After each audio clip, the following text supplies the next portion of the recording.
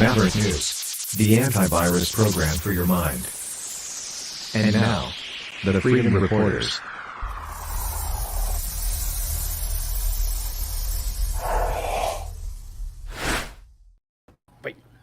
Good evening, Maverick family. I'm Rick Walker. This is the Maverick News Channel, and we are the Freedom Reporters. And hello, this is your co-host of the Maverick News Channel, Brendan Kennedy. It's great to be here. Hello, Rick. How are you? I'm okay, Brendan. We'll have a lot of ground to cover tonight. Let's just tee things up here pretty quickly. First of all, we're going to talk carefully about Pfizer, Astra Zeneca, and the vaccines. A couple of reasons. One is because Pfizer has released a new report to the SEC and to shareholders, and there's information in there that provides new insight into these vaccines. AstraZeneca's president in Canada was also put on the hot seat during a federal hearing in Canada, where a Conservative member of Parliament asked some pretty tough questions about indemnification and the company's shielding from possible legal proceedings in the future should anything go wrong with the vaccines. And the company president seemed to struggle with a proper answer. So we'll have that to show you and we'll comment on it. In addition to that, a lot of other stories to talk about tonight. Hopefully we'll get to them all. But there's so much ground to cover, so much going on. We may touch briefly again on the preparations for this Rolling Thunder biker rally, demonstration, protest, whatever you want to call it, this coming weekend in Ottawa. Calgary, the municipality, has apparently dropped its special restrictions on protests, freedom protests. So we'll talk about that. Rand Paul in the United States, politician, took I think he's the only U.S. politician I can think of, and only can in U.S. or Canada, that has really said anything along the lines of what we've been talking about with regard to Ukraine. So it was interesting to see that happen today. That blew my mind. Like I really have to say, and I can't wait to show people what they've said. It's really going to be worth taking a look at. So that, very interesting turn of events there. So we try and get to that. What else do we have here? We have new blue candidate for Sarnia Lambton tuning in at 8 p.m. Eastern Standard Time. That's right. So we'll have a 30-minute chat with him. Yep. And his name is Keith Benn. That's right. And what riding is he representing in the upcoming election? The Sarnia Lambton. Okay. So we've had a string of new blue candidates on the program. We have extended invitations to other candidates. If they want to come on, from other parties. And I have to make a special apology to Spencer Ford, a new blue candidate who was on the program a couple of nights ago, because in the description on the YouTube channel, on a couple of the other channels, there was an error made, a typographical error. It was an omission where the words "new blue" were not included, so it made it look like he was running for a different party. Just in the description, we got it right on the broadcast, but in the small print in the description, it identified him with the incorrect party because the words "new blue" are not included. And I won't even mention the other party by name because we want to be extra fair to Spencer, and I apologize for that having happened, but it has been fixed in the descriptions. So my apologies there. Special thanks for coming on the show, Spencer. It was a really enjoyable chat, and we're so glad that you were able to come out and do that with us.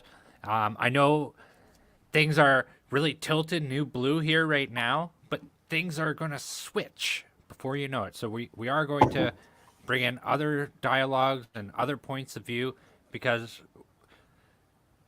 I'm not endorsing anybody on here. I don't know if Rick wants to, but well, we just would like to be fair. That's it. Yes. So if there are, any candidate that wants to come on, will always be fair. I may not agree with you, and I may state my disagreement over certain issues, or maybe I won't even like your party at all. But I like how you said that all quiet. Maybe. But if you want to come on, we'll certainly treat you fairly, and this platform is open to any candidate in the upcoming Ontario provincial election who would like to come on and share their views and have some exposure. And I will say this as well. I don't care what party you're with, what candidate you are, who you represent. We will also ask some tough questions, even as we did last night with our new blue candidate last night, Tristan. So, and Jim Carahalios, we put some hardball questions to him too. And we will. It's fairness and information, and the main message is do your own research. We're going to help guide some of that, of course, but go out and vote. But let's get right into this Pfizer stuff first of all. Let me queue up. I got to get this clip queued up properly before we get into it. Okay, so that's looking good there. And let me come over here and get this document set up for everybody as well. Right there. Okay. I don't know if I can put that on the screen. Here's the point. Pfizer filed a new document. Well, we've had 2 document dumps from Pfizer, court ordered. This was information where the company wanted to keep secret for, I believe it was 75 years. But a court ordered the pharmaceutical company to release these documents over a course of months. And we've already had 2 document dumps. The first one was about 10,000 pages of research material. The second one was, I believe, 11,000 pages. And in less than a week, we'll get our 3rd document dump. And if I'm not mistaken, I think there will be 80,000 pages filled with research data coming out in less than a week. So we've seen some of that information reported on. There have been some real revelations in there. But I think perhaps the most revealing thing is this new document from Pfizer that had to be filed with the SEC, the financial regulatory body in the United States, and it's really for investors. And I know I can pull it up here.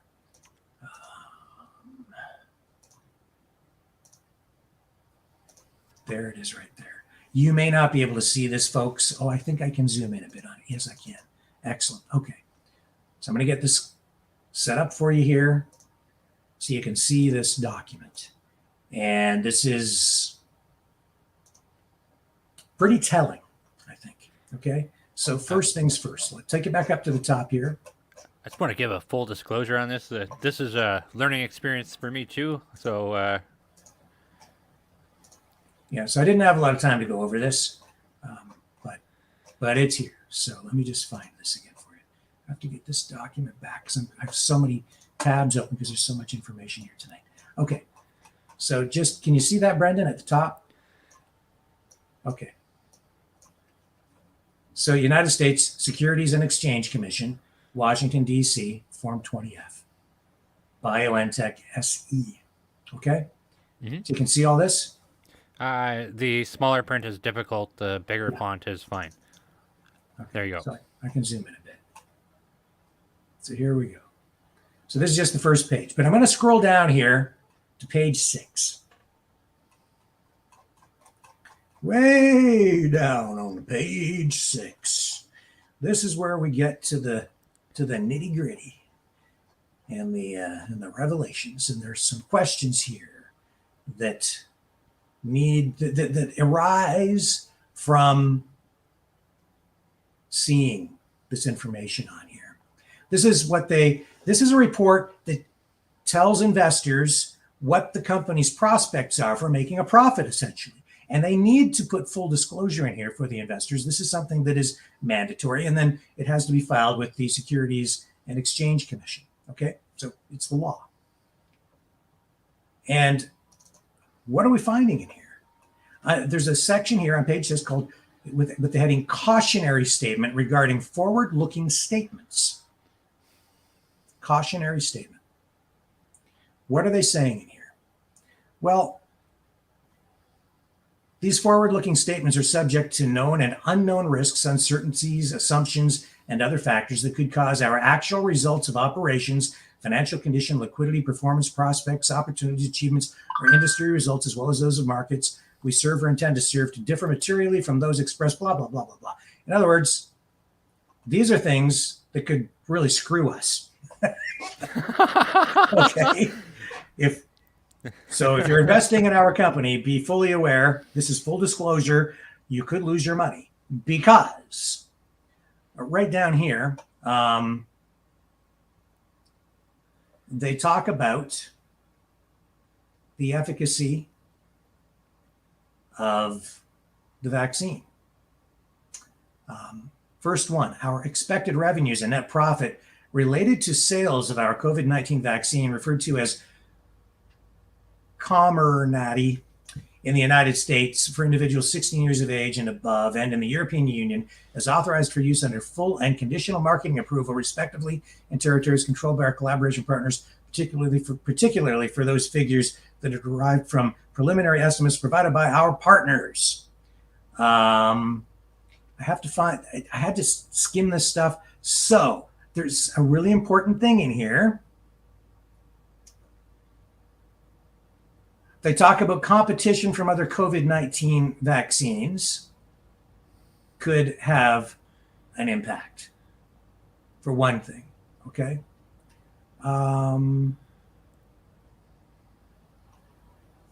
They talk about efficacy, and I'm very sorry, folks, I just didn't have much time to go over all of this information. However, right here, third one from the bottom, unforeseen safety issues and claims for personal injury or death arising from the use of our COVID-19 vaccine and other products and product candidates developed or manufactured by us. So they're concerned about unforeseen safety issues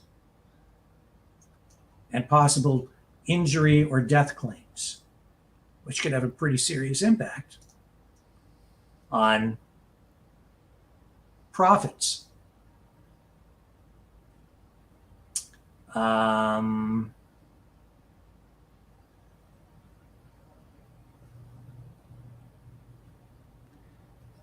The rate and degree of market acceptance of COVID vaccine and product candidates, if approved. I got to find this thing about efficacy and approval. So this is something that sparked so many questions. It does. The initiation, timing, progress, results, cost of research, development programs, and current future preclinical studies and clinical trials, including statements regarding the timing of initiation and completion of studies. So they're concerned about the amount of time it could take to do additional research to get permanent approval.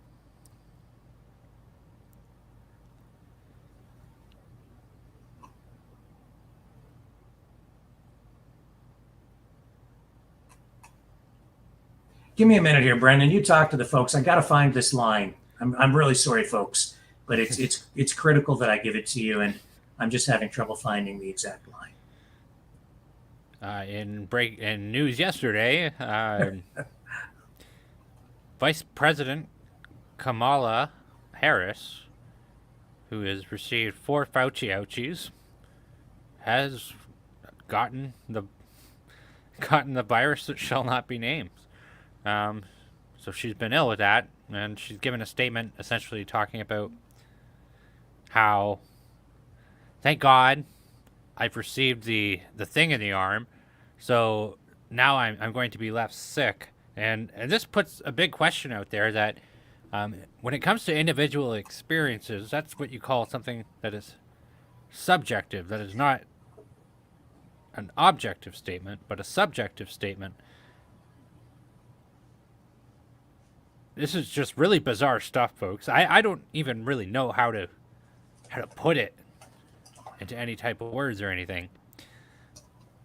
But ultimately, when it comes to these sort of things, there's been so much division over this and a lot of hatred. And we've seen that especially in the last election in Canada and in the 2020 election in the United States. You had seen Democrats saying that they would never take this product. So here we are. I actually had already touched on it. What they're saying is they're concerned about competition from other vaccines, but they're also concerned about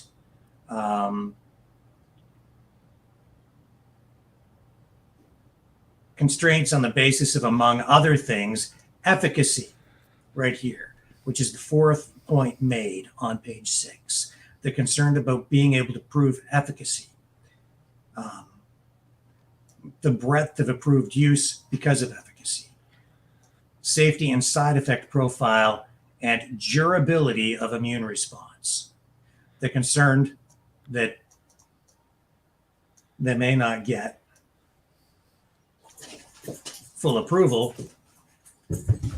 because or it may affect the breadth of their approval on a permanent basis, because keep in mind that these vaccines have been approved only for emergency use, even now.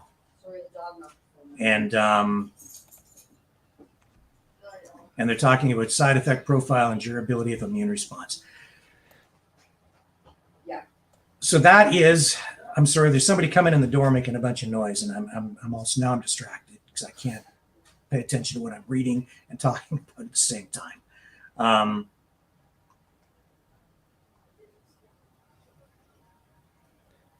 Concerns around efficacy. Yeah.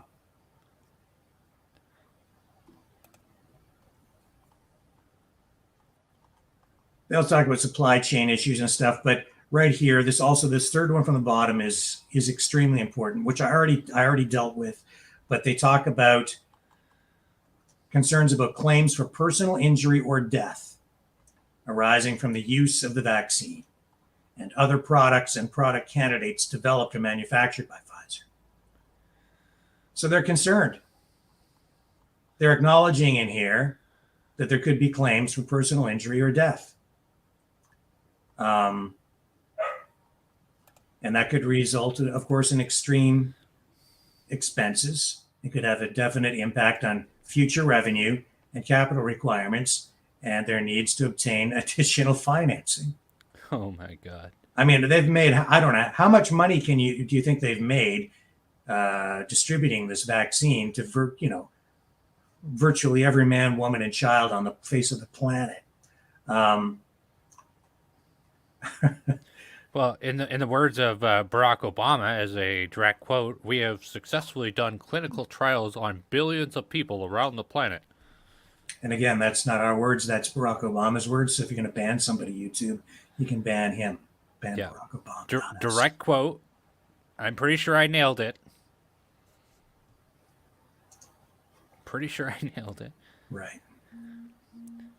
So scroll down to page 7, mm-hmm. and there's more. I have to get back to the document here. On page 7, they talk about they're concerned that the products may not gain acceptance from doctors, hospitals, patients, and cancer treatment centers.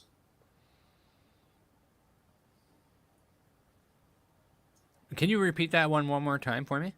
Yeah, and I'm going to find the exact line here, but they say that the vaccine, they're concerned that it may not gain acceptance once there's new information released, may not gain the products that they have, the vaccines, may not gain acceptance from doctors, hospitals, patients, cancer treatment centers. So, is that a question around what's going to happen to it beyond emergency use authorization? Absolutely, because they're going to need permanent approval, not just approval under the emergency use, right? And as new information comes out, see, a lot of this information was supposed to be hidden for 75 years. So as these documents are dumped and this information comes out, they're concerned about how doctors might react, how patients might react, the public, right? And they're seeing that there could be a negative impact on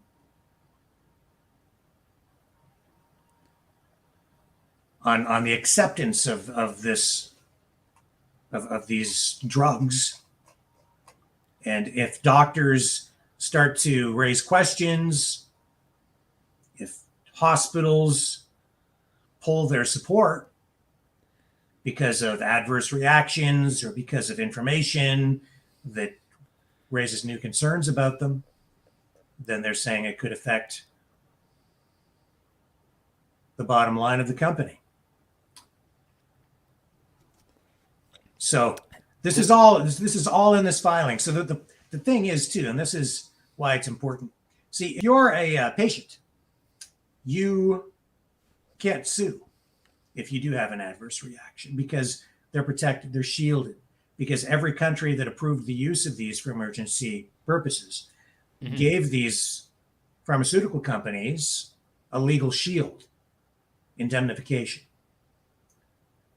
Did you know that in India you can't get the vaccines there because India refused to provide that legal shield? They wouldn't grant indemnification, so you can't get the vaccine in India.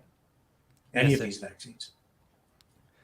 Yes, they made their own, if I'm not mistaken.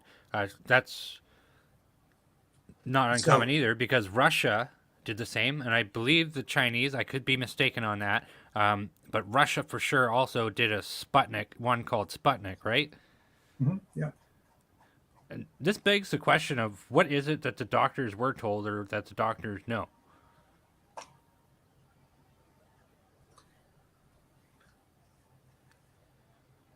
So the point that the whole point here is they see, it's pretty clear. Do you think that they see risks here? And think back to when these vaccines were first rolling out. They were telling us that these things were 100% safe. There was no risk, that we had nothing to worry about, that everyone should get it. It was like a universal vaccine, that nobody needed to worry. It was a one-size-fits-all medical solution. And the sicker you were, the more immunosuppressed you were, the more you needed it. And they're still telling us this even now, in the media anyway. And yet when we see this document for investors, shareholders, and the SEC in the United States, because this is all financial and legal stuff, they're outlining risks for the public from Pfizer. So why would they do that? Because if they don't disclose these risks, the investors, the shareholders, could sue the company for not making it clear that there are financial risks, because there are potential risks in using the company's products. So they're legally bound. They are obligated to disclose this information here.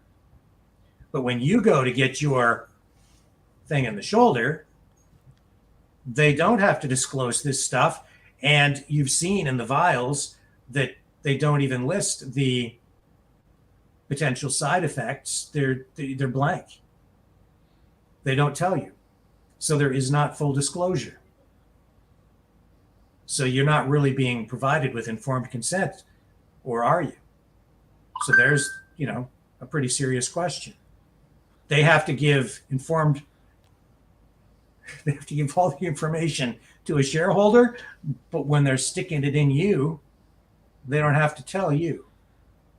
And on top of that, you have, how much informed consent could you have if you're supposed to receive 9 pages, and everybody knows the 9 pages I'm talking about? Who's going to read that over? Because that wasn't even available when that started. Now, in Canada, the president of Astra Zeneca was asked about indemnification during a hearing by a conservative member of parliament. Mm-hmm. And we've got this exchange, and the president of Astra Zeneca in Canada, Kirsten Coombs, sitting on the hot seat, seemed to have a lot of trouble explaining why the company requested indemnification, which was standard procedure for the pharmaceutical companies in all the countries where these vaccines were used on an emergency basis. Hang on just a second here. As you can see, I was speed watching to get ready for the broadcast. Told us that the global distribution of vaccine is subject to indemnification clauses the countries have to sign on to, meaning that if something goes wrong, your companies are shielded from liability. That people cannot sue if they experience or perceive they have experienced vaccine injuries. Instead, any compensation would be paid out by a no-fault mechanism funded by COVAX, to which industry does not contribute. This witness further told us that you had asked for this protection as part of your agreement. So could you please explain why your company asked for indemnification clauses, why public bodies should assume those liabilities, and whether these indemnification clauses would apply in cases where information had been withheld by your company with respect to risks?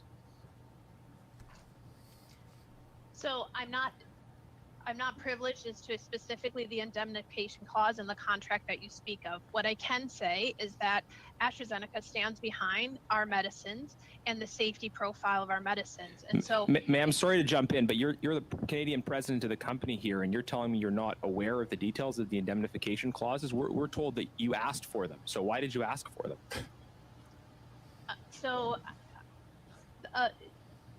I asked for the indemnification clause on the Vaxzevria contract with Canada.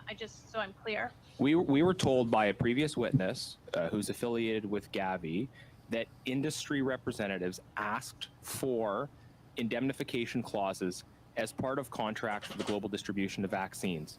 Why? I think that indemnification clauses in all of my time in the pharmaceutical industry is standard part of contracting. The specific details in which you talk about, I just am not I don't have the knowledge to answer enough at all, but I wonder if Mr. Yeah.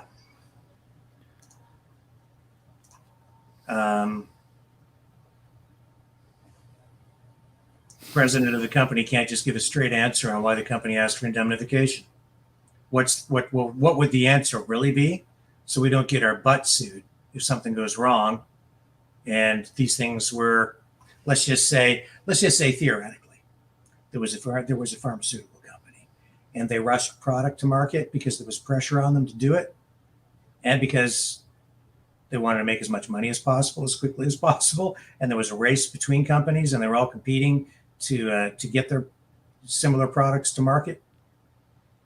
And they were said, and then they were told, it's okay, Operation Turbo Speed, and let's cut some corners and get this thing out there, because we've got a problem, Houston.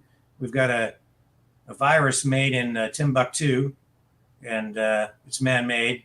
This is all theoretical, of course. And so the companies are like, yeah, okay. Oh, by the way, if anything goes wrong, you're not going to sue us, right? Nobody can sue us.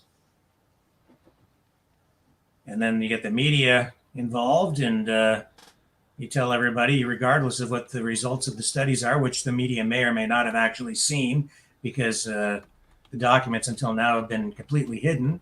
And then they tell everybody, oh, don't worry about it. It's perfectly safe. It's going to be great. You should get, well, at least one, and that'll protect you. Let's get two.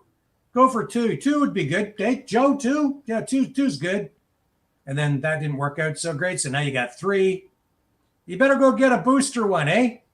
Yeah, and actually, you know what? This ain't good. I was looking at the graph there the other day, eh, Joe? And boy, sure was still lots of people getting the thing.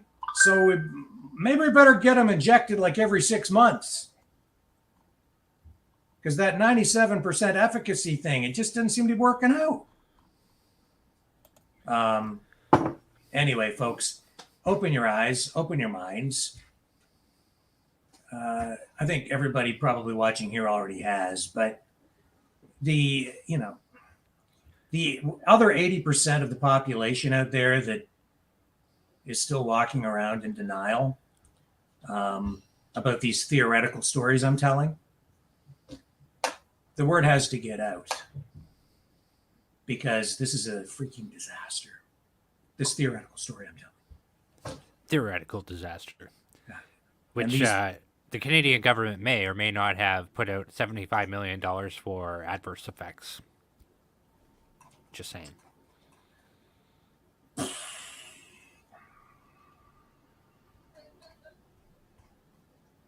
Unbelievable. How can anything like this theoretical story we're talking about, how could anything like this ever happen?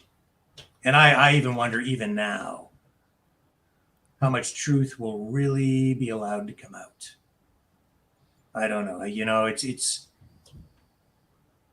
as more and more people who are hurt by something emerge, and it becomes undeniable, I guess.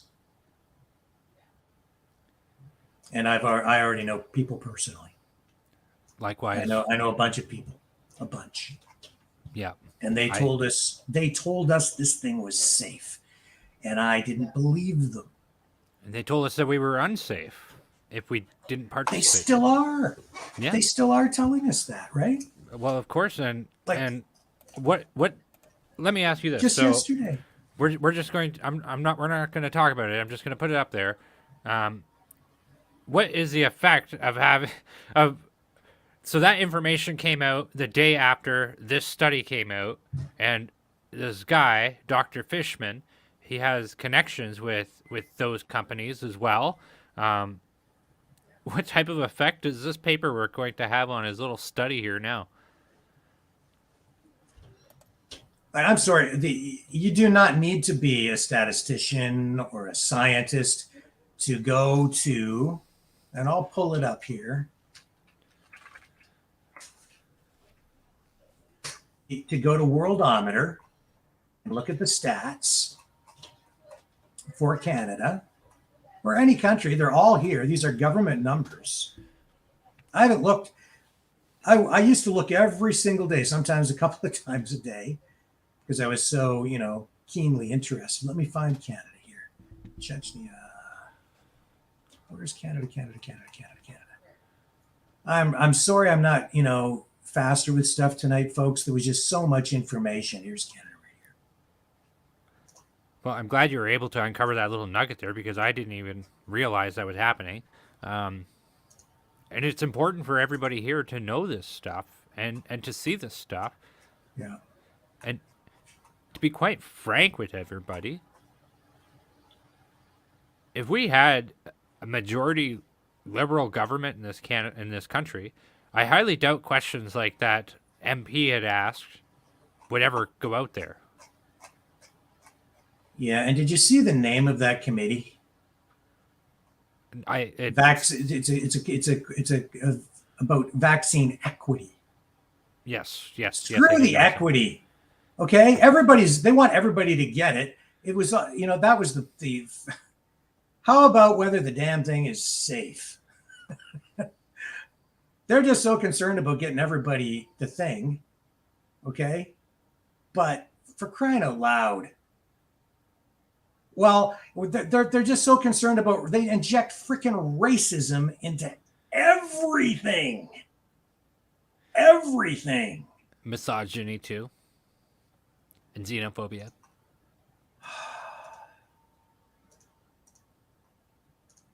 So concerned about racism as it relates to the vaccine that they put safety on the back burner.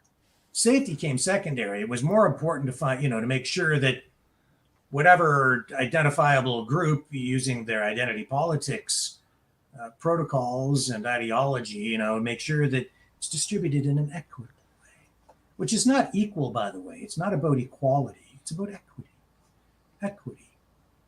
Different word, totally different meaning. In any event, you can see here, look at the spikes. Okay? And then think back, when did the vaccines come in? You go way back here. The biggest spikes are here. How effective are these vaccines? You can draw your own conclusions. I don't know how well you can see that graph, but look, go to the right. This is where we're at right now. See those tall lines to the very far right? That's the number of cases.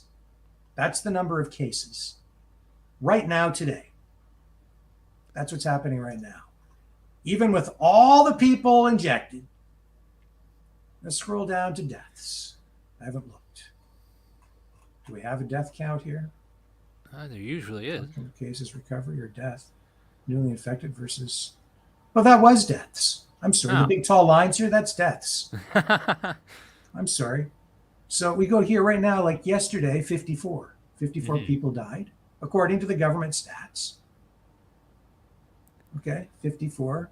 In the last little while, we've been up as high as 146, 113. That's still people today, within the last week. And we were locked down hard when we were at 7, 57, 23, spiked up, right? Even here, back in January of this year, just a few months ago, 223 people died. January 26th.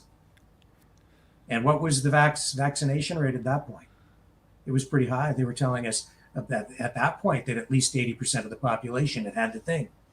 So and then they were trying to tell us that was only because, in fact, they were trying to tell us that 90% had been injected. And that was also why they were trying to demonize the truckers, because they were saying that, all these crazy truckers, what are they protesting over? Well, all the responsible Canadians, and 90% of them went and got the thing in the shoulder. And yet here we were, January 26th. You want to go to February where the truckers are there, 149. You go back here a year prior. 158, 144. A year later after that, 193, 149. How is it better? How is it better? Here's your daily new caseload. This is really even more illustrative. We were locked down hard when we had 1,500, 1,700 cases in April of 2020, right? March. It all started in March of 2020. And then, 1,500, 1,200. Fast forward, they're getting a bunch of people injected. 6,000, 9,000, 7,000, 9,000, 10,250. Then the weather got warmer. Numbers went way down. People were outside more. And then on August, it started to ramp back up again in the fall. We're up to 3,000 in fall of 2021, 4,000, 4,600. The fall of 2021, October, November 2021. Then we got into the colder weather of this past December. And look what happens to the case count. Now, how many people back in December, January had been vaccinated? Brendan, do you remember the numbers they were quoting at the time? Even then, it was 70, 80, 90%. And then look what happens to the case count. Very high. 44,000, 38,000, 55,350 new cases on January 10th. 55,000 cases. How is it that the vaccines are making things better? I don't know. Government told us everything was getting a whole lot better because everybody was out there getting that thing. And that was just in January. So I got to believe them. I mean, why would they lie, right? Why would this? I don't know how the numbers work. I'm just asking questions.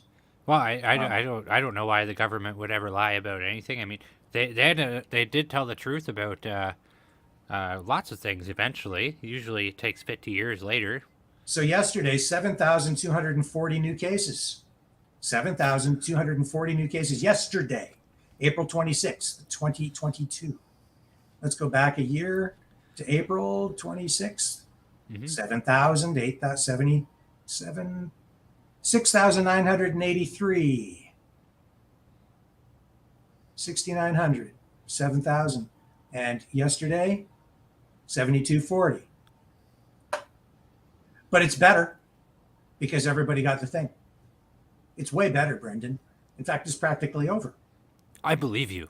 It is over. It's all done. Practically. We just all have to make sure that we're in it together and that we go and get our 5th booster so that we all stay safe. Mm-hmm. I know that some people have had that many, yeah. If Kamala Harris. I got 6 of them. Kamala Harris has had 3 or 4. I'm not sure. I can't remember. Quadruple. 4. She's quadruple. And she still contracted the virus. I met with a friend of mine yesterday. Briefly, I went out to meet with him. Of course, he's got the thing, and he is on the other side of the political spectrum. And when the thing came out, he thought I was nuts. Still does think I'm nuts, and that's okay. We still like each other. But he was telling me that he went to dinner a week ago with his family, and there were 10 people there. They'd all been vaccinated, and 7 out of the 10 had COVID. They'd all been multiple jabbed, including a little tiny baby who also had COVID after having been 7 out of 10 with symptoms. They were all sick. But it works because you know what? If they hadn't had it, they would have had a lot. I guess the symptoms they exhibited were headache, coughing, intestinal problems. They were sick, throwing up for a couple of days. So this is what they got. And now these documents from Pfizer kind of raises some pretty serious questions, I think. And the document dump next week, I think we're looking at 80,000 more pages of research documents. Can't wait, because I'm sure it'll just tell us how great these vaccines are and all the concerns that might have been raised from these documents I just showed you. I'm sure it will just dispel all of that. Yes, the tinfoil hat wearing crazy people won't stand a chance against all of this information. Better get out and get your extra shots, because once these new documents are dumped next week and it proves how incredibly safe these things are and reinforce the 97% efficacy that showed that if you got the shot, even just one, you wouldn't get the disease, and then we could all get our lives back to normal. Next week, those documents, I'm sure, will prove and show us all how we're going to get our lives back because of the thing. It's going to be great. Can't wait. Can't wait. Anyway, I'm sorry I wasn't more, the delivery wasn't smoother tonight, that I didn't have those documents kind of pre-memorized and laid out for you in a better fashion, but I'm sure you're all getting the point about how incredibly safe and effective these vaccines are and why you should all go get your 4th and 5th boosters. And if you haven't had a booster yet,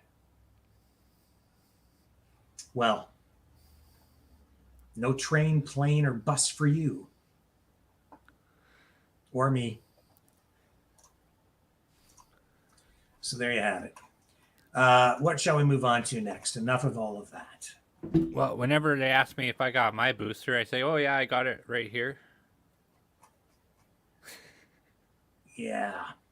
Also, I should make you aware that there's a new documentary out about the last U.S. election. I haven't seen it. Looks very interesting. I think there's some pretty rare information being shared there as well. It's called Rigged 2020, and you can find it online. I know that there has been an effort to suppress that. Can't imagine why. Is that True to Vote? True the Vote, yeah. Yeah, riggedthefilm.com, I believe, is where you can find it. And I haven't had any time to watch it. It's brand new. I think Dinesh D'Souza is involved, a journalist that I have a lot of respect for. So you might want to check that out. Yes. I certainly will be. We are able to, well, I mean, we did take a risk in talking about that school there this evening. But me and Rick both felt it was necessary to bring up that discussion. But that is one that we have had videos taken down over for sure, in talking about that subject. But you're right, Brendan. This whole thing surrounding the right. It's such an important topic because people need to make informed decisions, and you need to have as much information as possible so that you can make a decision that you think is best for you and your loved ones, and especially your kids. Blows my mind. No, it blows mine too. And that's the disgusting part in seeing these people blowing up about Elon Musk taking over Twitter. And we already covered the nuance about that. And think of it what you will, but for the immediate time frame, it is triggering a lot of liberals. And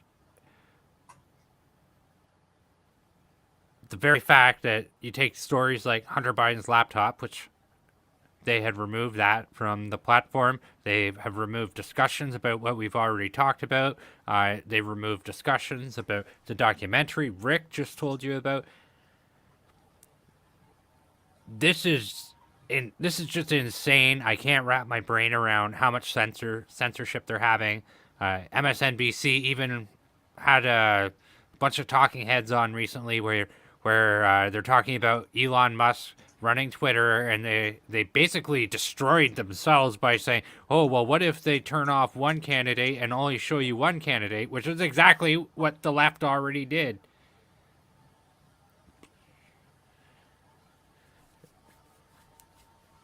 We need free market ideas out there. We need to let the ideas flow. And you know what? If you don't like hearing something, just block it. It's not a huge deal. Just scroll on with your day. In other news, the city of Calgary has decided to not renew its what was supposed to be a temporary court injunction against medical mandates. So this temporary injunction against what they're calling beltline protests, because where they're held, Calgary, has ended. The injunction had been in place since March 18th, and we've been showing you some of what transpired there, and there was police violence against protesters in a park there, and we had a journalist on. What was his name again? Oh, I can't remember, Brendan. Here, I'll pull it up because I feel it's important to mention his name. You keep talking. Yeah. So the injunction had been in place since March 18th. It was granted by an Alberta Court of Queen's Branch Justice to help address ongoing protests in the Beltline and elsewhere in Calgary. Personally, you know where I stand on these protests. I think that the injunction was additional overreach by government.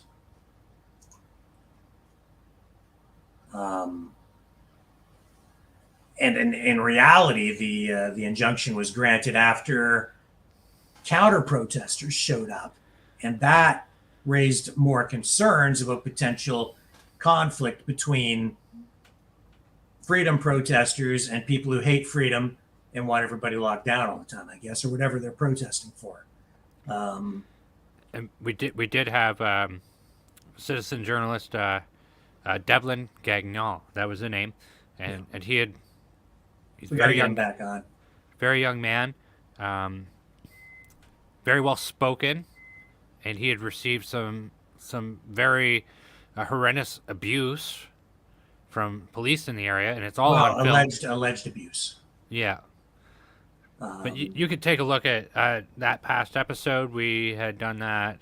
And he's taking legal action, as I understand it, on his side. Yes. Isn't that right? Yeah. Mm-hmm. Yes, he is. He does. He has obtained a lawyer.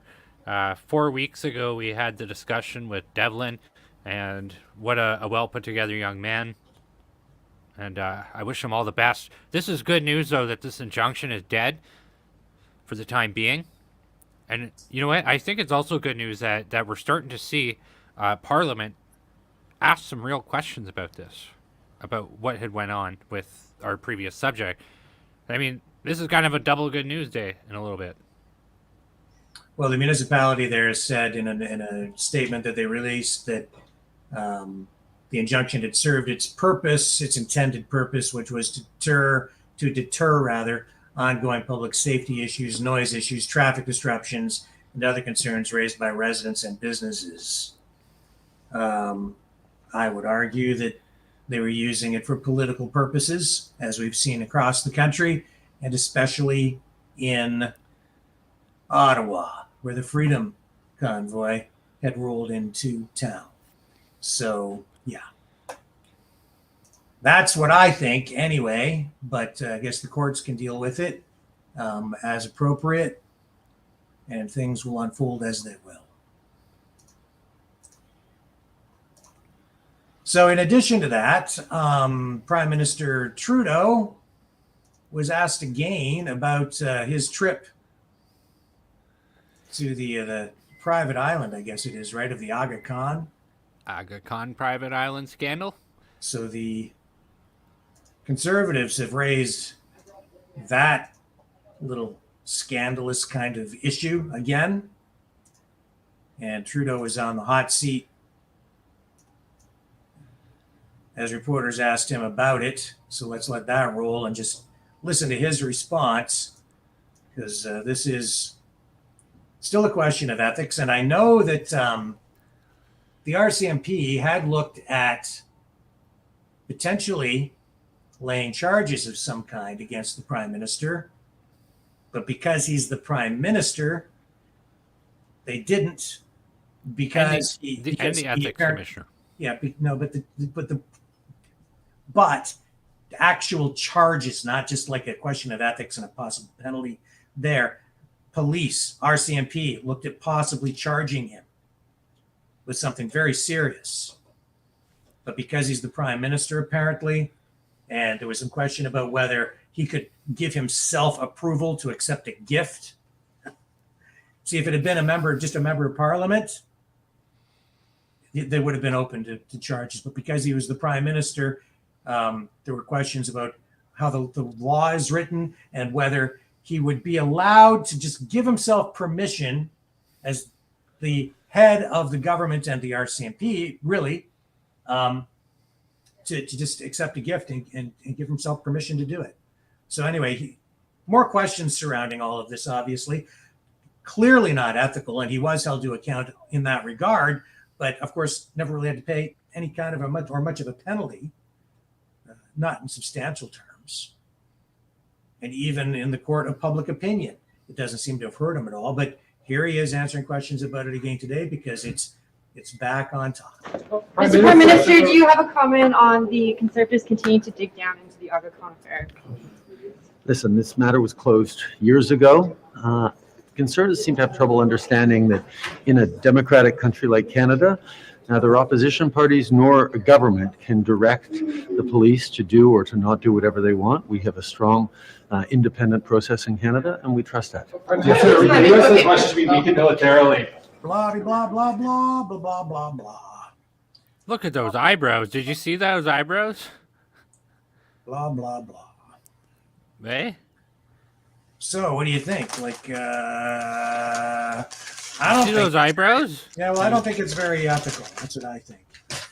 Well, I think that taking that kind of stuff is wrong.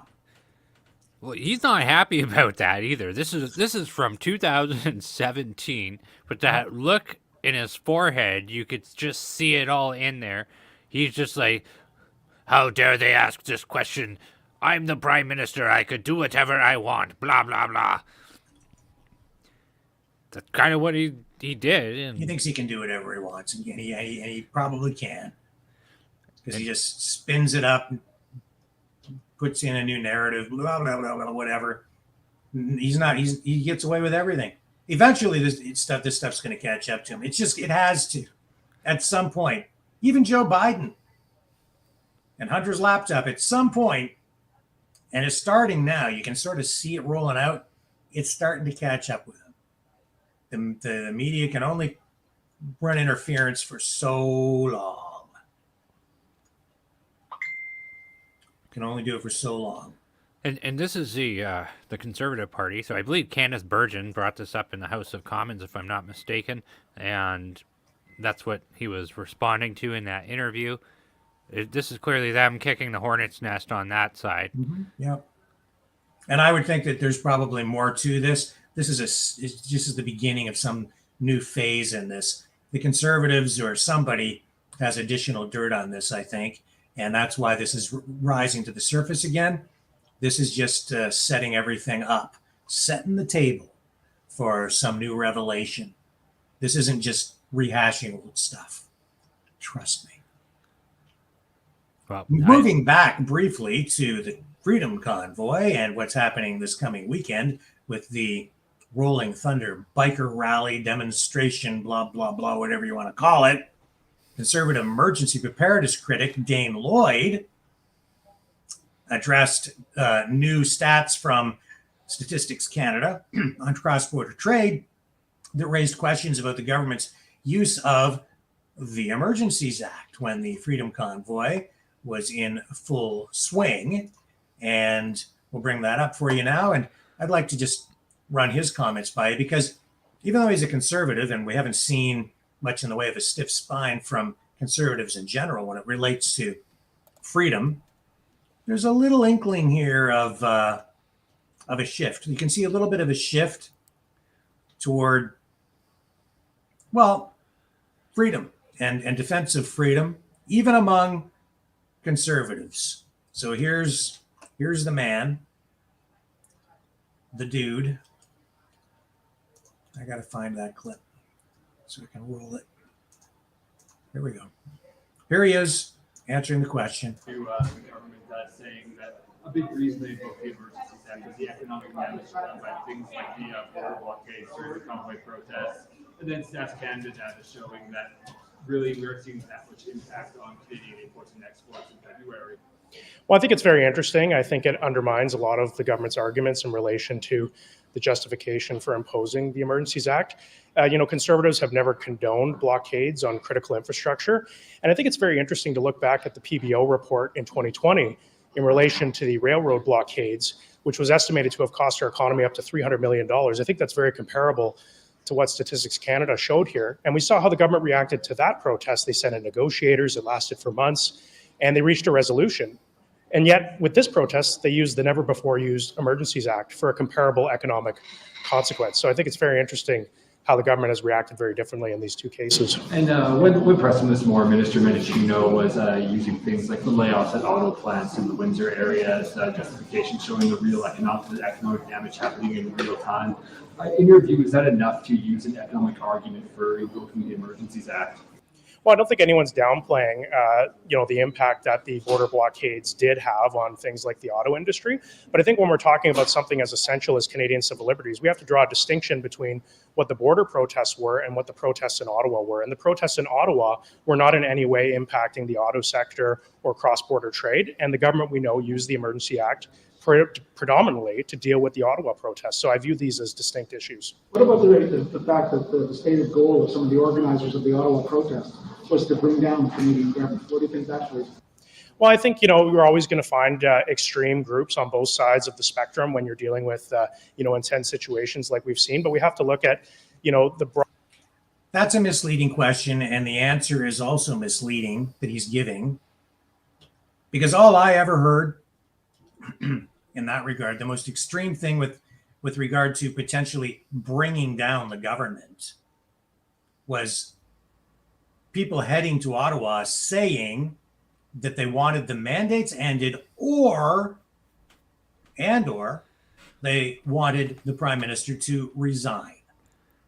Well, I got to add an asterisk in that, Rick. The convoy organizers, Tamara Litch, BJ Dichter, and Christopher Barber did make that statement explicitly in the first trucker convoy press conference that they had. They said that they want the mandates gone or the government to step down. Right. Yeah. Okay, but saying that they want the government to step down, right? That's not like what they're alluding to here, or suggesting, or trying to funnel people into using it. It's like an information funnel. Right? Yes. And they're trying to draw people to an incorrect conclusion. They're conflating things. They're trying to make people think that the protesters were trying to stage some sort of a coup d'etat. Right. That's to bring the government down, which is to say, stage a coup without actually calling it a coup. Yes, I just wanted to make the distinction clear that the convoy organizers made that exact statement, and it wasn't just people that were saying that. So they were never calling for a coup. Asking the government, trying to force a government to step down is a lot different than staging a color revolution, which is like a soft coup, or a hard military coup d'etat, where you run in there with a bunch of machine guns into the parliament buildings and kill politicians or hold them hostage or take other crazy, extraordinary, militant, violent tactics, use those to overthrow a government. There's a big difference between overthrowing a government and trying to protest and apply pressure politically so that there's so much public pressure because the government has been so wrong in what they've been doing, of course, that they actually have to call an election and step down. There's a huge difference. Exactly. And in a true insurrection, they don't ask. That's right. That's right. To be like, go look up some video of actual insurrections and actual coup d'etats in other countries, and look at what the rebels in those countries did. It's basically staging a war and an armed conflict. That's what it ends up being. Romania had that in 1989, and there's plenty of other countries that had that with fully fledged violence against from citizens on government, or in most commonly in a lot of South American countries, you have the actual military taking over the government. It's this creative use of the English language where they flip things sideways and upside down to lead people. It's a great psyop. They're screwing with people's minds. Anyway, let's let this guy continue to talk. Broad spectrum of Canadians who were involved in the protests were predominantly concerned about issues related to COVID-19 mandates and their view that the government was overreaching with these mandates. And so, obviously that was the motivation for the vast majority of these. So at least he's there. I have to give him that. At least this guy is not painting all of the protesters with this brush of being a bunch of crazy, power-hungry coup d'etat waters. These protesters, and I don't really take the government seriously with their claims that there was a real threat to overthrow the government. That's not what the organizers protested. You had Canada Unity out there. You had Tom Marazzo saying he was going to sit down and meet with the opposition parties and the Governor General, some kind of ruling junta. You had Canada Unity, one of the main organizing groups, with a memo of understanding that they would take power from the elected government. You think that was a small fringe group of this? Well, look, like you're using terms like junta. I mean, Canadians, have a right to write to the Governor General. They have the right to write to their senators. I would call that a group of Canadians who have a very poor understanding of our civic, our civic system of government. And I think it just belies the fact that we need better education in our schools to show people how our system of government really actually works. What about the weapons found in Alberta? The weapons found in Alberta, I mean, it's a terrible situation, what we saw happen at Coots.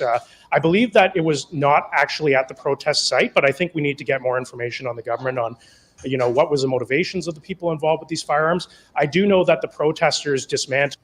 It's very important. That's the other thing. I mean, again, nuance. These charges that the weapons were never at the border. Were these people actually involved? What's that really all about? Was it real? There's a lot of information surrounding that. I'll tell you this, it's not, and I think people had this wrong image from what happened in Coots as well. People were left with the impression that you had a bunch of the protesters who had armed themselves and were heading to or at the border already with a bunch of weapons ready to get violent. And that was never the case. Those weapons were found in some other location at quite a long distance from the border. And I don't think that they've even proven an absolute connection between those guys and what was going on at the border. We don't know what the real story is behind those weapons, whether they were illegal, legal, registered, not registered. I don't know. I just don't know. So there's a lot of questions. Media's already, they already convicted all of the protesters at the border in the media. And that's what that question was. And how did we see the protesters react when that story came out? They all went home. It killed that protest. That story is what killed the protest. Those protesters wanted nothing to do with any kind of violence or any weapons. And so as soon as that came out, they kind of went, whoa, what's that all about? That's not us. And if that's where this is going, or if there's anything to do with any of those. And then what did we see? We saw the protesters at the border shaking hands and even hugging the RCMP officers at the site as they packed everything up and went home. And they sang "Oh Canada" together. That's right. That killed the protest right then and there, because the protesters thought, well, what else can we do now, right? This has smeared us. That's not us.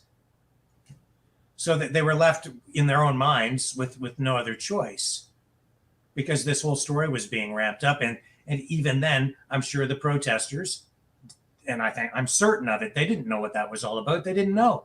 What is that all about? Well, they all went home. That's what brought that thing to an end. And that was a decision by the protesters at the border, because they didn't want to be associated with anything like that. So my hat goes off to them for doing exactly what they did and ending that protest. That was a very smart move on their part, I thought.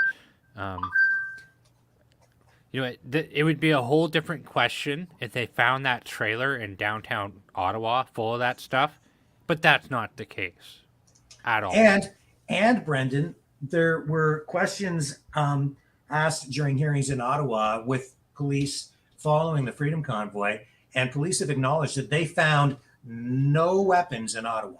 None, not a single one, not one. Nor did they have also acknowledged that there was no violence, or I should say that there was no vandalism.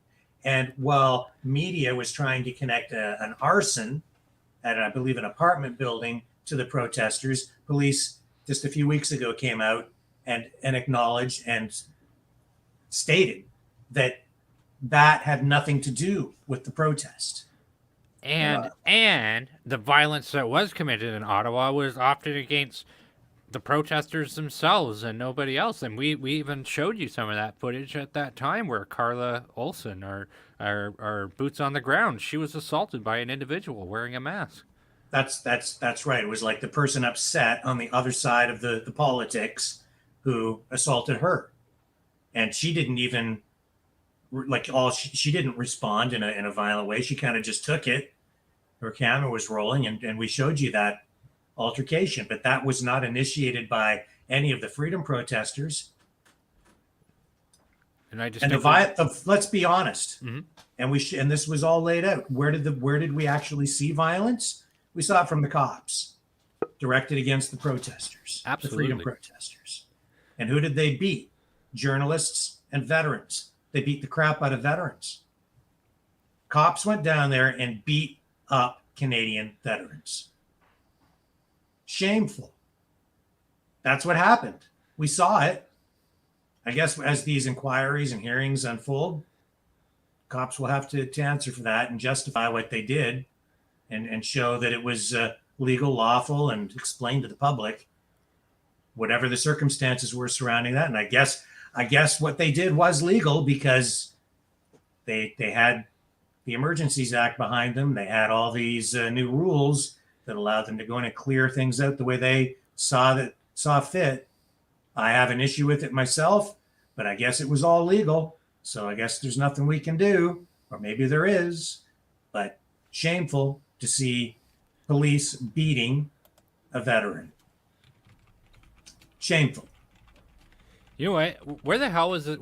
I'm tired of having to ask this question, but where in the hell was this person 2 years ago? Or 2 months ago, excuse me. Where was he 2 months ago? It smells like he knows that Pierre Poilievre is going to be his new boss, and he's trying to suck up to him. Let's see what else he says. I haven't listened to this end of the interview yet. Told the blockades very quickly afterwards because they didn't want to be associated with any sort of potential terrorist activity, potential extremist activity. And we know that the RCMP was acting very professionally in infiltrating this group and dismantling and preventing anything from happening. And that was before the invocation of the Emergencies Act. So I don't really think that the invocation of the Emergencies Act based on what happened in Coutts really justifies the use of the act. Very good point. The Emergencies Act was used after that blockade in Coutts came down. Okay. So that had already been resolved. Anyway, he's making some very valid points. But you're also right, Brendan. And we brought this up when Maxime Bernier was on the show the other night. Why are all these conservatives now talking about freedom? Where were they 2 years ago? Where were they during the actual Ottawa protest? Did any of these guys go down there to show their support for the truckers? Nope. Pierre did a little bit. He went on that overpass and made a video.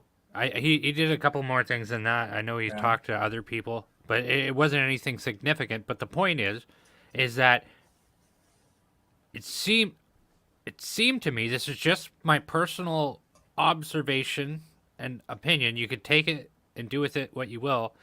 But it seemed to me that right at this time, there was heavy distancing of everybody from Aaron O'Toole at this point in time. And Pierre Poilievre sidestep party leadership to do what he did, and now look at this guy. He's talking like this because he knows Pierre is going to be his new boss, and that's what it's looking like to me at this point. They're all talking freedom now. They know that it's a rising. It's just something that can make them more popular with the public. I think that's really all that it is. We even seen Jean Charest in the emails that I keep getting from him, even though I never gave him my email address. But he's got it, through the Conservative Party. I don't know how I got it, but I keep getting promotional emails, and he keeps using that F word, freedom, freedom, freedom, freedom. Very popular right now, suddenly. You don't see any difference between what happened here in Ottawa, what happened in Coutts, what happened at Windsor, between what happened here and what happened down in Chatham-Sarnia with the railroad blockade down there? You see no difference? No, I see a lot of difference between what happened at Coutts and what happened in Ottawa. What happened at Coutts and at the other border crossings was an attempt by people to blockade our borders, to send a political message, which I think is inappropriate. As Conservatives, we actually ran on a platform of protecting critical infrastructure in this country. But when we're talking about the protests in Ottawa, we're talking about people who wanted to come to the center of government in this country and send a message to government officials that they were not pleased with the COVID-19 mandates. Are you going to support the Rolling Thunder protest this weekend? No, it's not for me as a politician to support one protest over another. That's a stupid question. It's not for him as a politician to support one political protest over another. I would say it's not for the that's an incorrect statement. It's not for the government to treat one political protest much differently than another as it relates to free speech and freedom of expression and people exercising their constitutional rights. So it shouldn't be up to the government to suppress one group over another. The point I'm making is every protest should be treated in a fair and equal, not equitable, equal way, so that everybody is basically treated the same. But for a politician to say that he doesn't want to take a political side, it absolutely, every politician does. And so it would be entirely appropriate to say whether you support a protest or you don't. Why won't he? Because he's a chicken shit. For dramatic effect, can I take the screen for just a sec just to show this? Yeah, go ahead. There you go. Yeah. There's a politician showing his support for a particular political protest. And wasn't anti-racism, it was BLM. And it was happening at the height of the pandemic scare when all of the restrictions were in place and they provided exemptions all across the country so that people could go out and take a knee like the Prime Minister for these Black Lives Matter protests, which were all connected to the George Floyd death in another country, in the United States, which is not Canada, by the way, just in case anybody wanted to take note. But the media got everybody whipped into a fury over that. And so suddenly the virus took a back seat to a political protest. Anyway, you all know the story, and you all know, and you see that. Can you bring that back up for a moment, Brendan? Sure can. That's an example of equity instead of equality.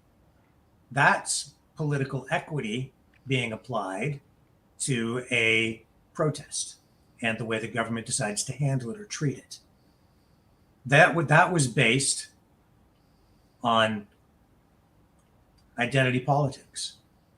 You had to give special treatment to one group over another because that was a movement, a political movement that was seen as having been historically oppressed, and because we have from that ideological standpoint, a racist society. So you have to give them special treatment to the point where you actually take what was supposed to be an actual health scare, a pandemic where people could die, just apparently, if you came within 6 feet of another human being, you were a goner. So that's equity. That's to make sure that you get a particular kind of outcome from a government policy or a system or an institution or however you want to apply it. But that doesn't mean equality, because if equality was in play here and everyone was treated the same, then you would either have all groups being allowed to protest outside like we saw with those BLM protests, or nobody allowed to protest, which is what we saw with anti-lockdown and anti-medical mandate protests, freedom protests. Anyway, you all know what I'm talking about. Yeah. I don't know. I just thought it would be really good to just really highlight this after that statement.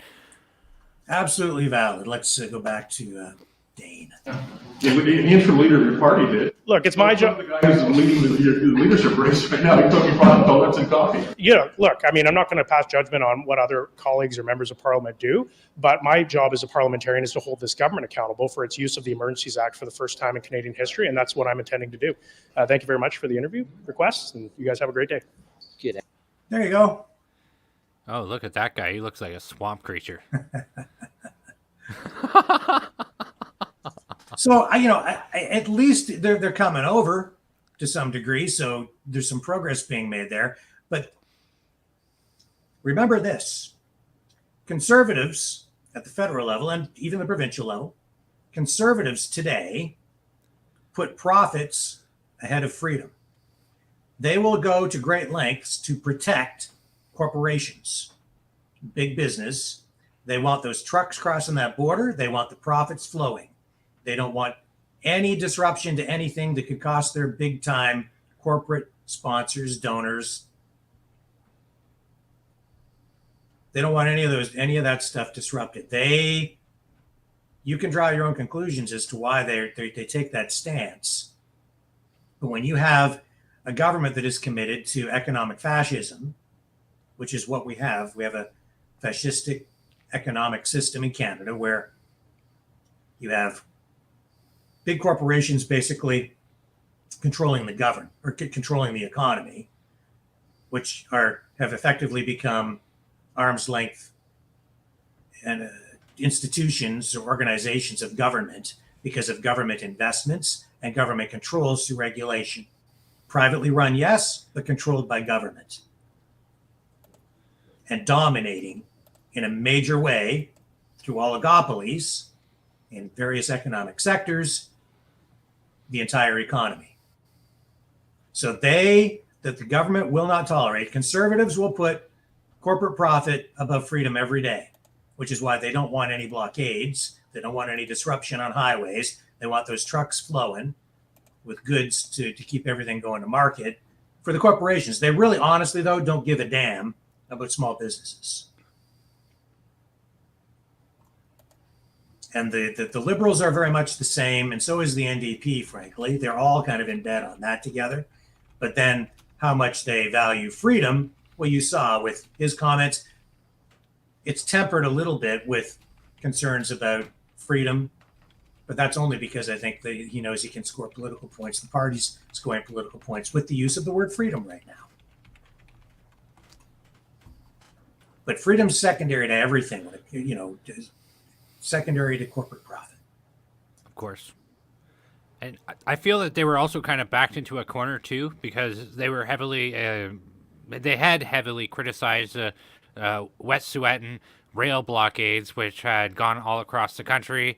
And the minister did speak briefly on financial damages, but to rail blockades, yeah, I get it. Yeah. But there is nuance in all of these things. Of course.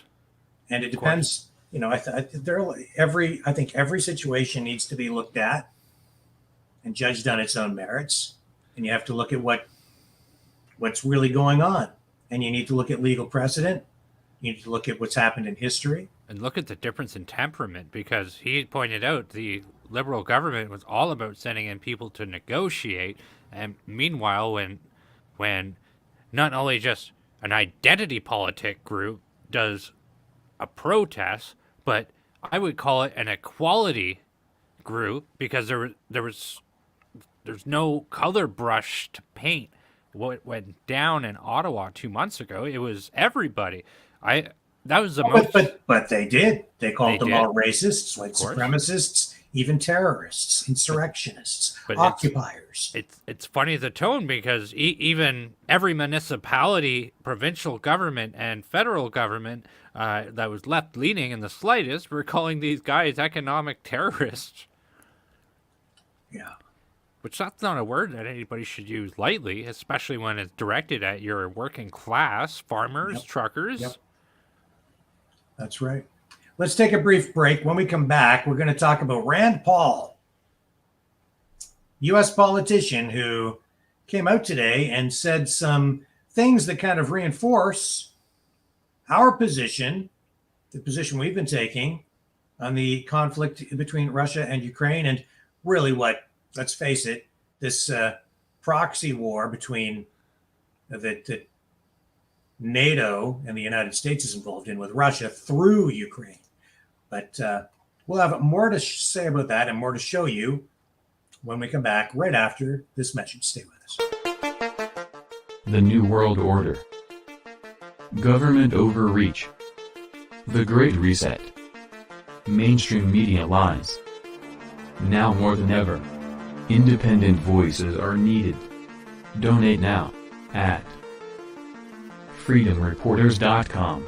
That's freedomreporters.com. Maverick News, the antivirus program for your mind.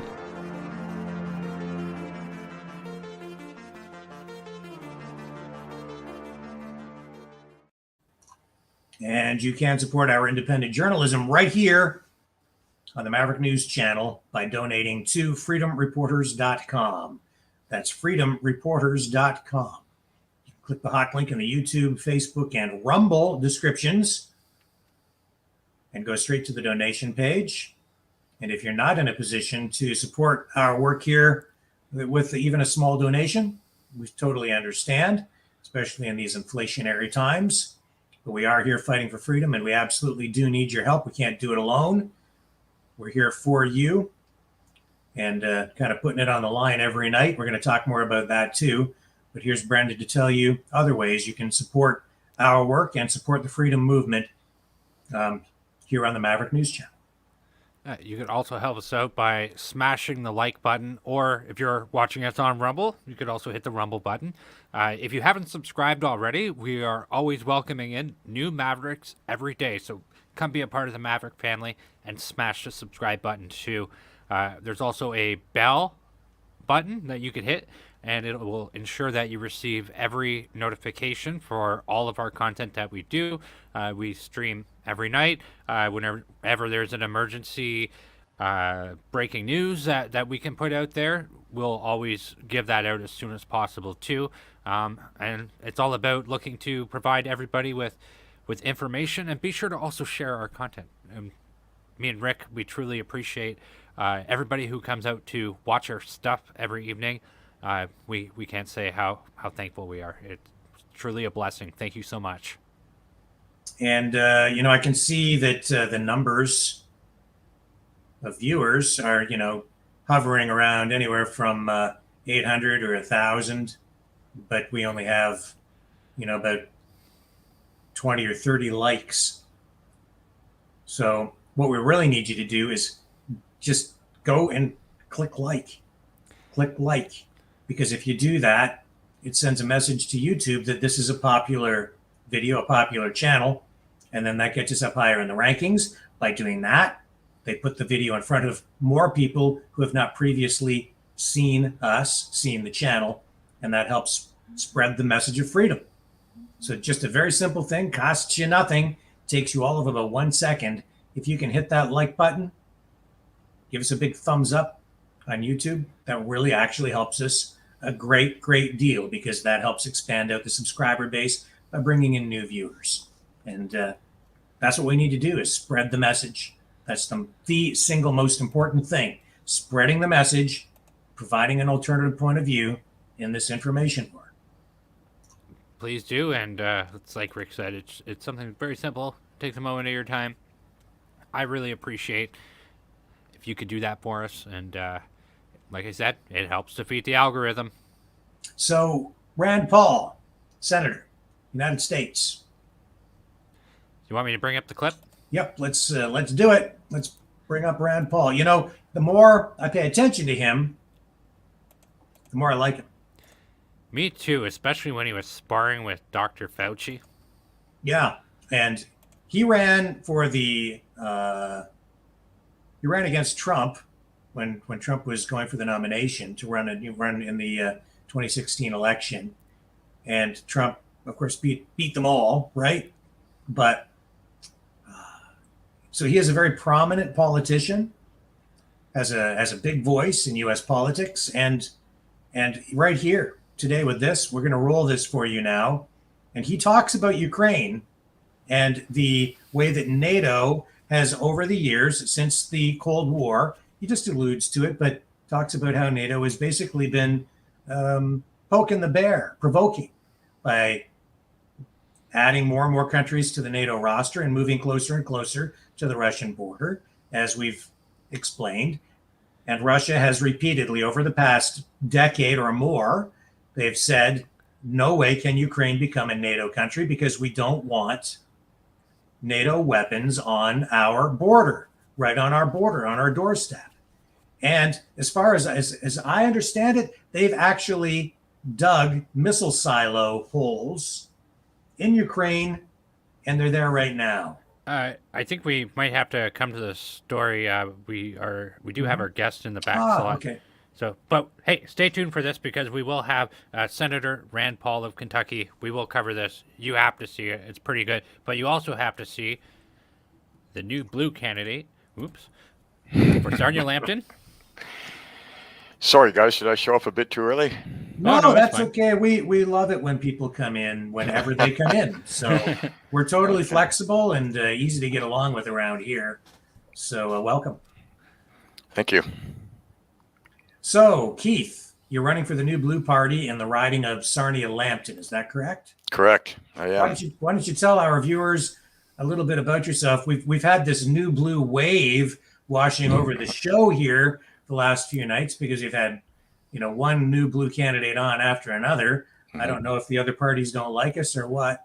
Actually, maybe they do. We're going to get other parties to send us candidates too, but I've had quite a new blue wave here. Why don't you tell the folks a little bit about yourself? Okay, well, the Coles Notes version. I was born and raised in southwestern Ontario, originally from Wallaceburg, which is actually in Lambton, Kent, Middlesex. Mm-hmm. I live in for our U.S. viewers, because we have people all over the world watching. Okay, so anyway, southwestern Ontario. I live in a little village called Port Lambton, which is on the St. Clair River, basically. I can see Michigan from my house, to paraphrase someone else, and south of Port Huron, about 40 kilometers, and for our American friends, about 28 miles or so south of Port Huron.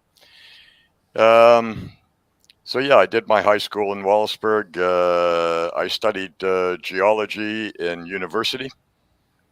Went as far as completing a doctorate, which I actually did in France, where I got married and had 2 children, did my postdoctoral studies over there as well. And then having a couple of young children, I thought it went better to accept a role as a tenured university professor to have a nice steady job, which I did. I was at the University of Ottawa, Université d'Ottawa, for 17 years.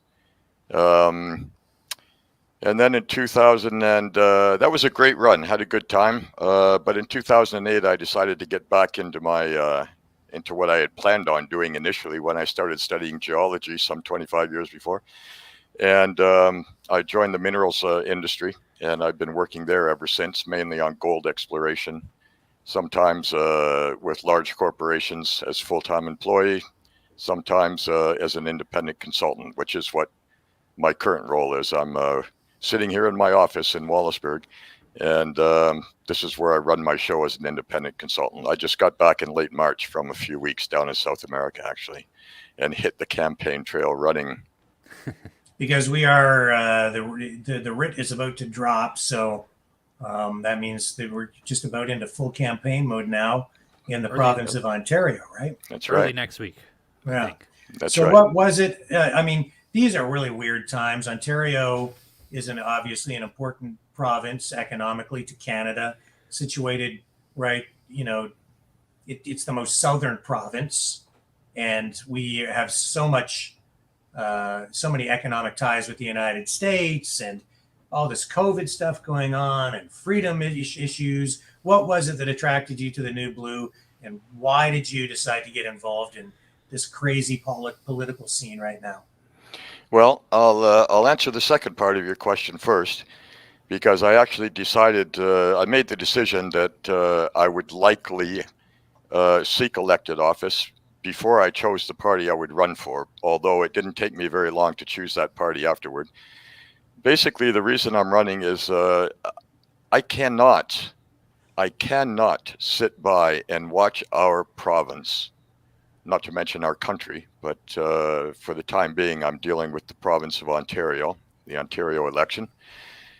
Can't stand by and watch it being dragged down the road where it's being dragged slowly for many, many years. But during this COVID event, all of the closet tyrants that were pushing us along slowly towards left-wing tyranny for so many years came out of the closet, threw their masks on the ground, threw their arms in the air, and declared loudly and proudly that they are tyrants and they're going to rule over us and we are going to obey, and that's the way it's going to be. And I can't I'm sorry, I simply cannot accept that to begin with, like so many other people, and I cannot stand by and watch it happen. I cannot imagine in some years' time, looking at young children and trying to justify to myself that I stood by the sidelines and watched the free country that I and we were born into turned into a tyranny, basically a dystopian tyranny, and that I didn't do anything about it. So I decided I was going to run for office, and I knew I didn't want to run with any of the legacy parties because they're the ones who got us here. And I did a bit of searching around, and I discovered the New Blue Party. I looked at their principles first. I looked at a bit of history of their founding and their leadership, and the platform hadn't been the election platform hadn't been completely finalized by that point, but I could see where it was going, and I said, "This is good. This works for me." And it's only gotten better since then. As of today, I read on Twitter or Facebook. It's been a busy day. I'm not sure where I read it, but we now have 123 candidates ready to go. And for those who aren't aware, we have 124 ridings, as we call them, electoral districts in Ontario. So we only need one more candidate to have a candidate in every single riding. And there is no other truly conservative party in this province that can say that or even come close. And, in terms of principles, the party is founded on fundamental conservative principles of transparency, accountability, and the respect of the rights and the dignity of the individual and of families. And that's exactly what I was looking for. That is what Ontario is all about, or it should be. That's what it was all about. And we need to get back there. Even Canada, right? It's about, used to be about individual rights and freedoms. Yep. We're supposed to have a functioning parliamentary democracy that governs under the rule of law, which means laws that are debated and passed by our legislature, not decrees that come out of the mouth of some wannabe tyrant premier. And we need to get back there. And I think we're at a tipping point here. I think we really could be where, June the 2nd is when our election is going to be, as you mentioned. It's only a few weeks off, 4.5, 5 weeks. And we have the opportunity as the New Blue Party and as Ontarians voting for the New Blue Party to stop the madness very simply and very peacefully and very, very, in a traditional manner that is done in a parliamentary democracy by simply going to the ballot box and electing a new party to form a government. And we can turn this thing around. How realistic is that, do you think? I think it's very realistic. I think it's very realistic for several reasons. One, as I just mentioned, we're going to have candidates in all but one riding or possibly in every single riding. We also know, I certainly from talking to people in the riding where I live and people in other ridings as well, that there is an awful lot of discontent out there. People have had it right up to the eyeballs. They're done. And this whole COVID event and the way that it was handled has just, I think, taken a lot of people, has pulled the wool off of a lot of people's eyes, and they see what's going on and they're not willing to put up with it. The number of people that I speak to who say, I don't even know if I want to vote anymore because I've been voting conservative for 3 elections or 4 elections. I get more of the same or worse. What's the point? I hand them a brochure and they look at it and they think, but then, I don't even know if it's worth voting. If we can capture that demographic, which I think is probably 30 to 40% of the eligible voters in this province, and we can easily capture a good segment of the previous PC voters, and I think we can capture a segment of the NDP and Liberal voters as well. I think especially NDP voters. And we have, if in our multi-party system, if we can come in with the 30+% of the vote in 60 or 70 ridings, we can form a government. And I don't see why we couldn't. I really don't. We've got great candidates. We've got excellent leadership, excellent experienced leadership. We've got a great party structure, and we're ready to go. And I think that we have the best message of any party running in Ontario. And we're province-wide, so any of the other upstart conservative parties, I won't address them unless you ask me about them. Oh, but, he asked everybody. But I gotta say, you're going to be a very worthy adversary in your writing, just based off of your tone, and you're ready to go. That's awesome. As a geologist and a doctorate in geology, Ontario has a lot of economic opportunity with resource development. Is there anything that you're bringing to the table to the New Blue, if elected, that will be able to get that undergoing? Because, I mean, Doug Ford did promise that, but it doesn't seem like we have it. Yeah, he made some promises, I think, specifically with regards to the famous Ring of Fire, which is a big area of nickel and chromium deposits, and potentially gold deposits, and other types of deposits as well, because it's very far. It's relatively remote in northwestern Ontario, which is why one of the reasons it hasn't been developed yet. We need to build access roads to get up there. But the deposits are there. We know they're there. It's just a question of getting all of the interested parties, all of the stakeholders together and hashing out how we're going to do it. And it's been taking far too long. That's one example of a massive resource that's waiting out there ready to be exploited. And in this time of talk of electric vehicles and such, where nickel is a very, very, very highly sought metal, there's a lot of nickel up there, and there's probably a lot more that hasn't been discovered yet. I can't speak for the company that explores up there, but I suspect that there's probably a lot more than we know about. I mean, it's always the case when you first make a mineral discovery, is that you find one or two deposits, and it's afterward when you start exploiting them, you explore more in the area and you find yet more. That's just a small part of the Canadian Shield, which is a massive area, rich in mineral deposits that we know because we've been mining there for well over 100 years. And I think that there are ways to work with the Ministry of Natural Resources to make Ontario a more inviting place for people to come and explore for minerals, including a lot of the so-called critical minerals like lithium and rare earth elements, et cetera, et cetera. I also have, as an earth scientist, I think I can bring to the table a certain point of view regarding environmental aspects as related to natural resource exploitation, but also environmental issues in general. What's the number one issue, though? It's got to be freedom. Well, it's in all domains of governance in the province. It's got to be freedom, and it's got to be governing according to the principles of a parliamentary democracy. We have to stop with this madness of just using emergency orders to just direct how people are going to live and when they'll be locked down and for how long and how they're going to cover their faces, and all the stuff that we all know. What do these other parties too, like the Ontario Party, Derek Sloan, he's been a freedom fighter. And he was consistent from the beginning, so you got to give him that. Rick Nichols is viewed by many in his own riding as being a freedom fighter because he got kicked out of the Conservative Party for not getting vaccinated. Mm-hmm.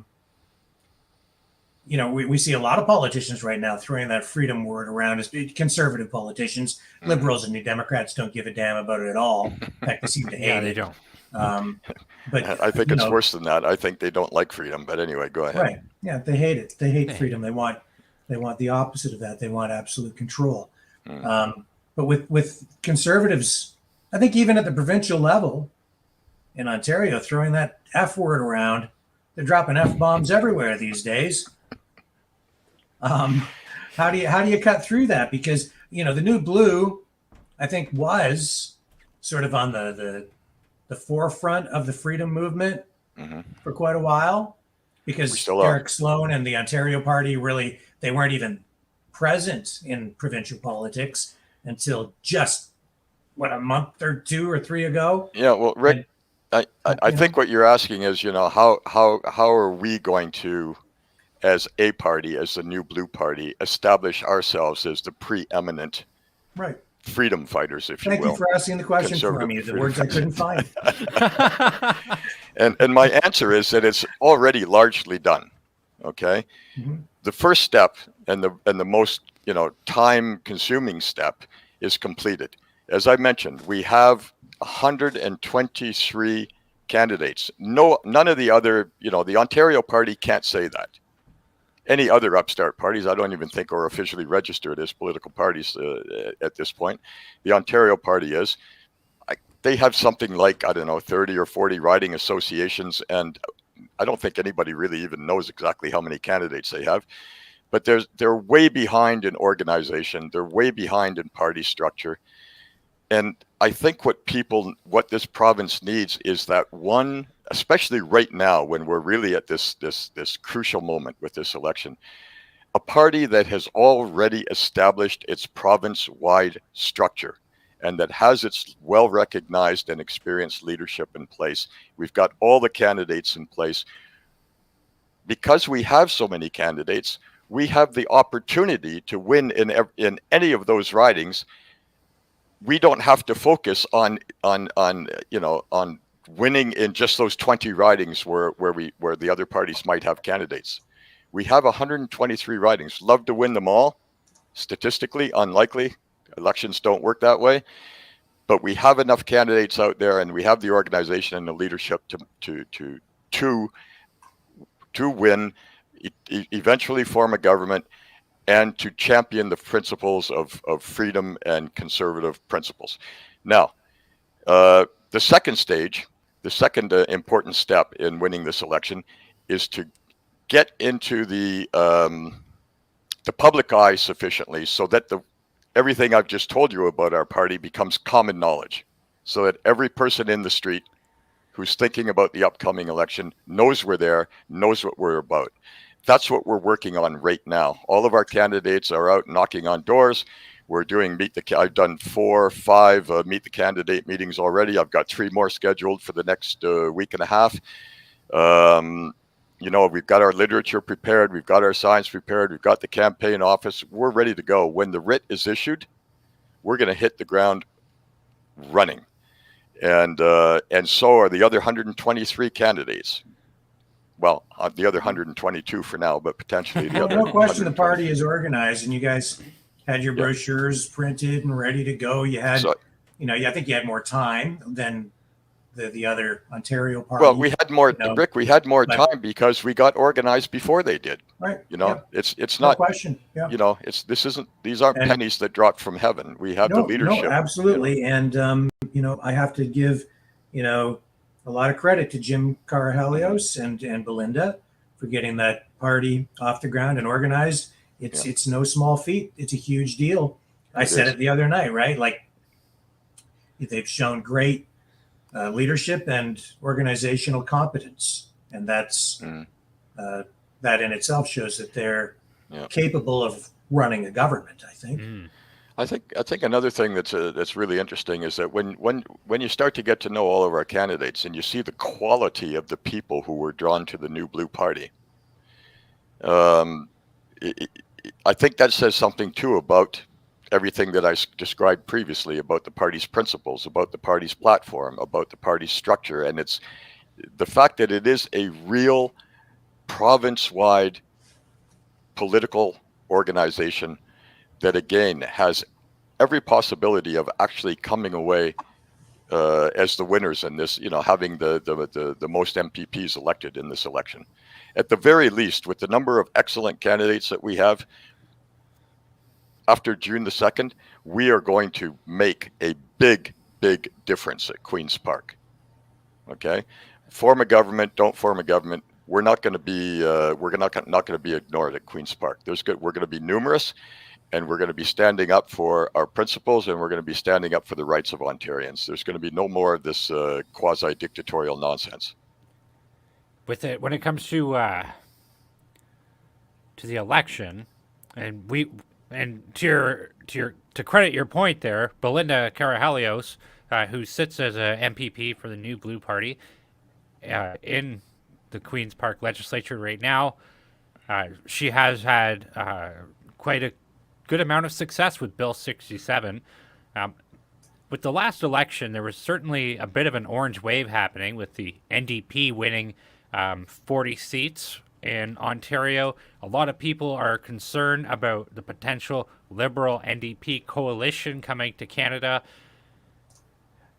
Do you think that it's going to, that their message is going to resonate with people. Rick said it last night. If they're elected, you might as well crazy glue a mask to your face because it's never coming off. Well, the thing is, though, I think that the majority, I think, of voters in Ontario are fully aware that the NDP and the Liberals have been behind Doug Ford and all of the crazy lockdown nonsense and masking and everything else all the way through this COVID event. What is more, I think the vast majority of voters in Ontario realize that not only did the Liberals and the NDP, not only were they on board with that with Doug Ford, they were pushing him to do even more. So anybody who's fed up with what Doug Ford and the PC party is doing could not possibly justify to themselves voting for either of two other parties who would do even worse things. Except, you know what? I think a lot of people don't pay close enough attention to even realize that the other parties were pushing for more. They really don't pay close enough attention, and they will always direct their wrath and anger and frustration when they go to the ballot box on the reigning governing political party. And some of them vote so blindly that it just blows my mind. The level of political ignorance among many people, it just astounds me.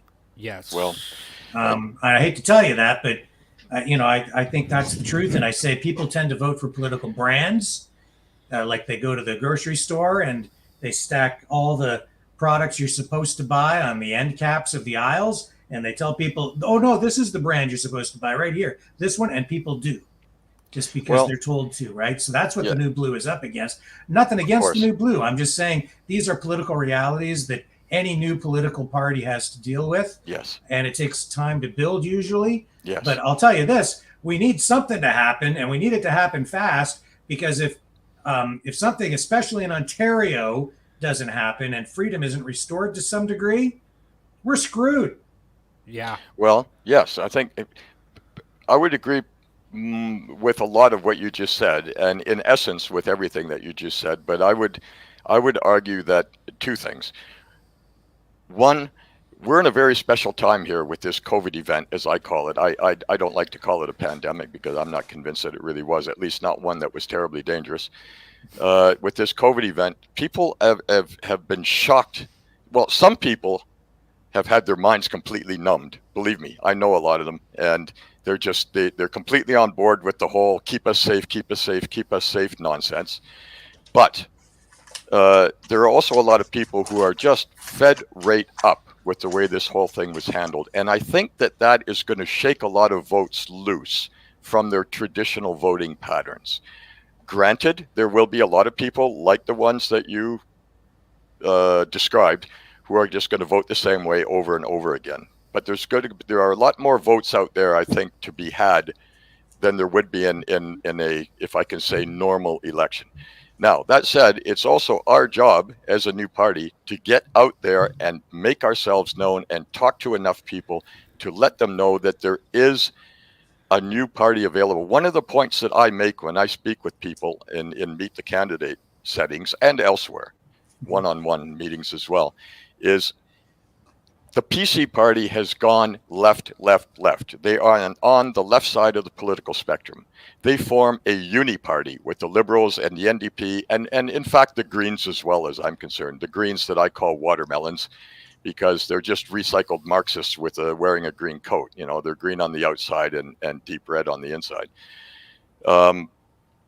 That's where the PC party resides now. They're chummy with the Liberals on the left side of the political spectrum. What that means is that there is only one viable province-wide, well-structured, well-organized Conservative party in this province. One and only one, and it's the New Blue Party.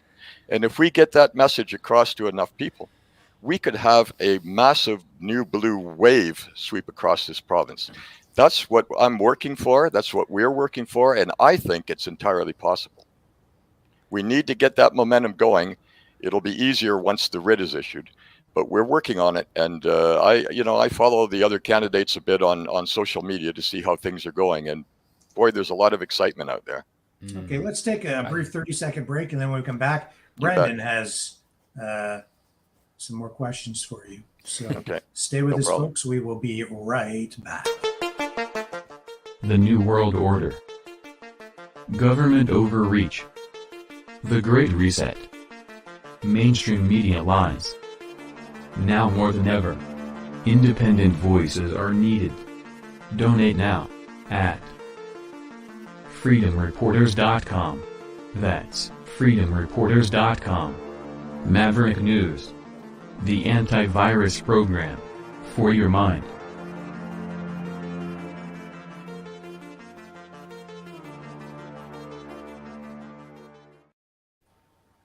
And you can support our work by going to freedomreporters.com and donating. You can go straight to the donation page by clicking the hot links in the YouTube, Facebook, and Rumble descriptions. And Brendan will tell you briefly the other way you can support our work here. Please make sure that you smash that thumbs up button. If you are watching us on Rumble, you can hit the Rumble button. That would also be a great help. This is very important. It does help us defeat the algorithm. If you haven't subscribed to our channel before, we would love to welcome you in as a new member of the Maverick family. So be sure that you're subscribed and hit the bell to make sure that you receive notifications for all of our content. And you are all a bunch of Mavericks, and that's why Keith Ben, the new blue candidate for the riding of Lambton-Sarnia, right? Sarnia-Lambton. Yep. Sarnia-Lambton, sorry, is with us tonight to talk about the new blue party of Ontario and what he's doing to get himself elected in this upcoming provincial election in Ontario, which will send shockwaves, I think, across Ontario, Canada, and even into the United States, regardless of what the outcome is. What do you think, Brendan? Where are we going with this? I still don't even know. Usually I can see where these things are going to go. This is just a blank slate in my mind. If I may, Dr. Ben is a very competent candidate. He's very, I think that his incumbent Bob Bailey is going to have some trouble with his. He's very firm. He knows what he's talking about, and he hasn't wavered on a single question. I really hate this question. That Dr. Ben. That's pretty good. You got to throw that around. Not a medical doctor. No. Just to be clear here, a geology doctor. That's right. A doctor of rocks. Yeah. Exactly. A rock doctor. Exactly. Sorry, you go ahead. I'm just on my shtick. You go ahead. I absolutely hate this question, and maybe I could save you from getting this because people are going to ask it. They've asked it every time we've had a candidate on. But what about splitting the vote? I'm so glad you asked that question. My answer to that question is similar to a comment that I made just before we went to break. That is that if we get the message out there to people who haven't realized it yet, I think a lot of people have realized it just from my speaking to people. But if we need to get the message out there that we are the only province-wide viable party that could conceivably form a conservative government in this province. We are the only one on the conservative side of the political spectrum. The only one. We need to get that message out to people. And what I say then to follow that up is, how can we be splitting the conservative vote when we are the only conservative choice? We're not splitting the... Are you saying the Ontario Party's not on the conservative side? We're the only conservative choice that has a province-wide footprint that stands any chance whatsoever of making a major impact and a major pushback on the existing uni party. Because again, unless the Ontario Party out of nowhere comes up with another 100, well, I don't know how many candidates they have exactly right now, but say another 70 candidates or something, between now and I guess the time that the election writ is issued, unless they're going to continue recruiting candidates right through the election, which to me would be profoundly unserious. What can they do at the very best? Elect a few candidates. maybe a few well-known people who have name recognition, who are already incumbents, like Mr. Nichols, for instance, if he runs with the Ontario Party, which I think he is choosing to do. But that's not going to make a big impact. You're going to send 2 or 3 people to Queen's Park, which for our non-Ontarians is where our legislature sits, and they're going to be completely ignored. Maybe they'll stand up and speak once in a while and get a little bit of a YouTube video out of it, but it's going to make no impact. We are the only, if people need to realize that we are the only party with the number of candidates and everything else that I've mentioned about our party, from first principles right up to the quality of our candidates, that stands a chance of making a really, really, truly major impact in this election. So we're not splitting the vote. If anybody's splitting the vote, it's the Ontario Party that's coming in as Johnny-come-latelys and trying now to peel people off from or interfere enough so that they won't come and vote for the Blue. I see a lot of fighting between the Ontario Party and the New Blue Party. I see emails going out. Some of them are pretty nasty on both sides, honestly. I'm not sure what to make of it. What I can see is that there's some history in there between the leaders. Yes. Derek Sloan and Jim Carhalios on the New Blue Party. You know, there's stuff going on I'm not aware of, that nobody's really aware of, I think. It's a little weird. Well, you know, Rick, I think that, so, yeah. I think, as you just pointed out, I think there could be some, you know, there's some history involving leadership of the parties. But, you know, for me, that's a distraction. And I'm sure that for the other 122 candidates we have right now, that's a distraction too. We're not focused on that. We have our party structured. We have our candidates. We have our platform. We have our arguments. We have our plan. We're ready to go. All that stuff is just background noise for us.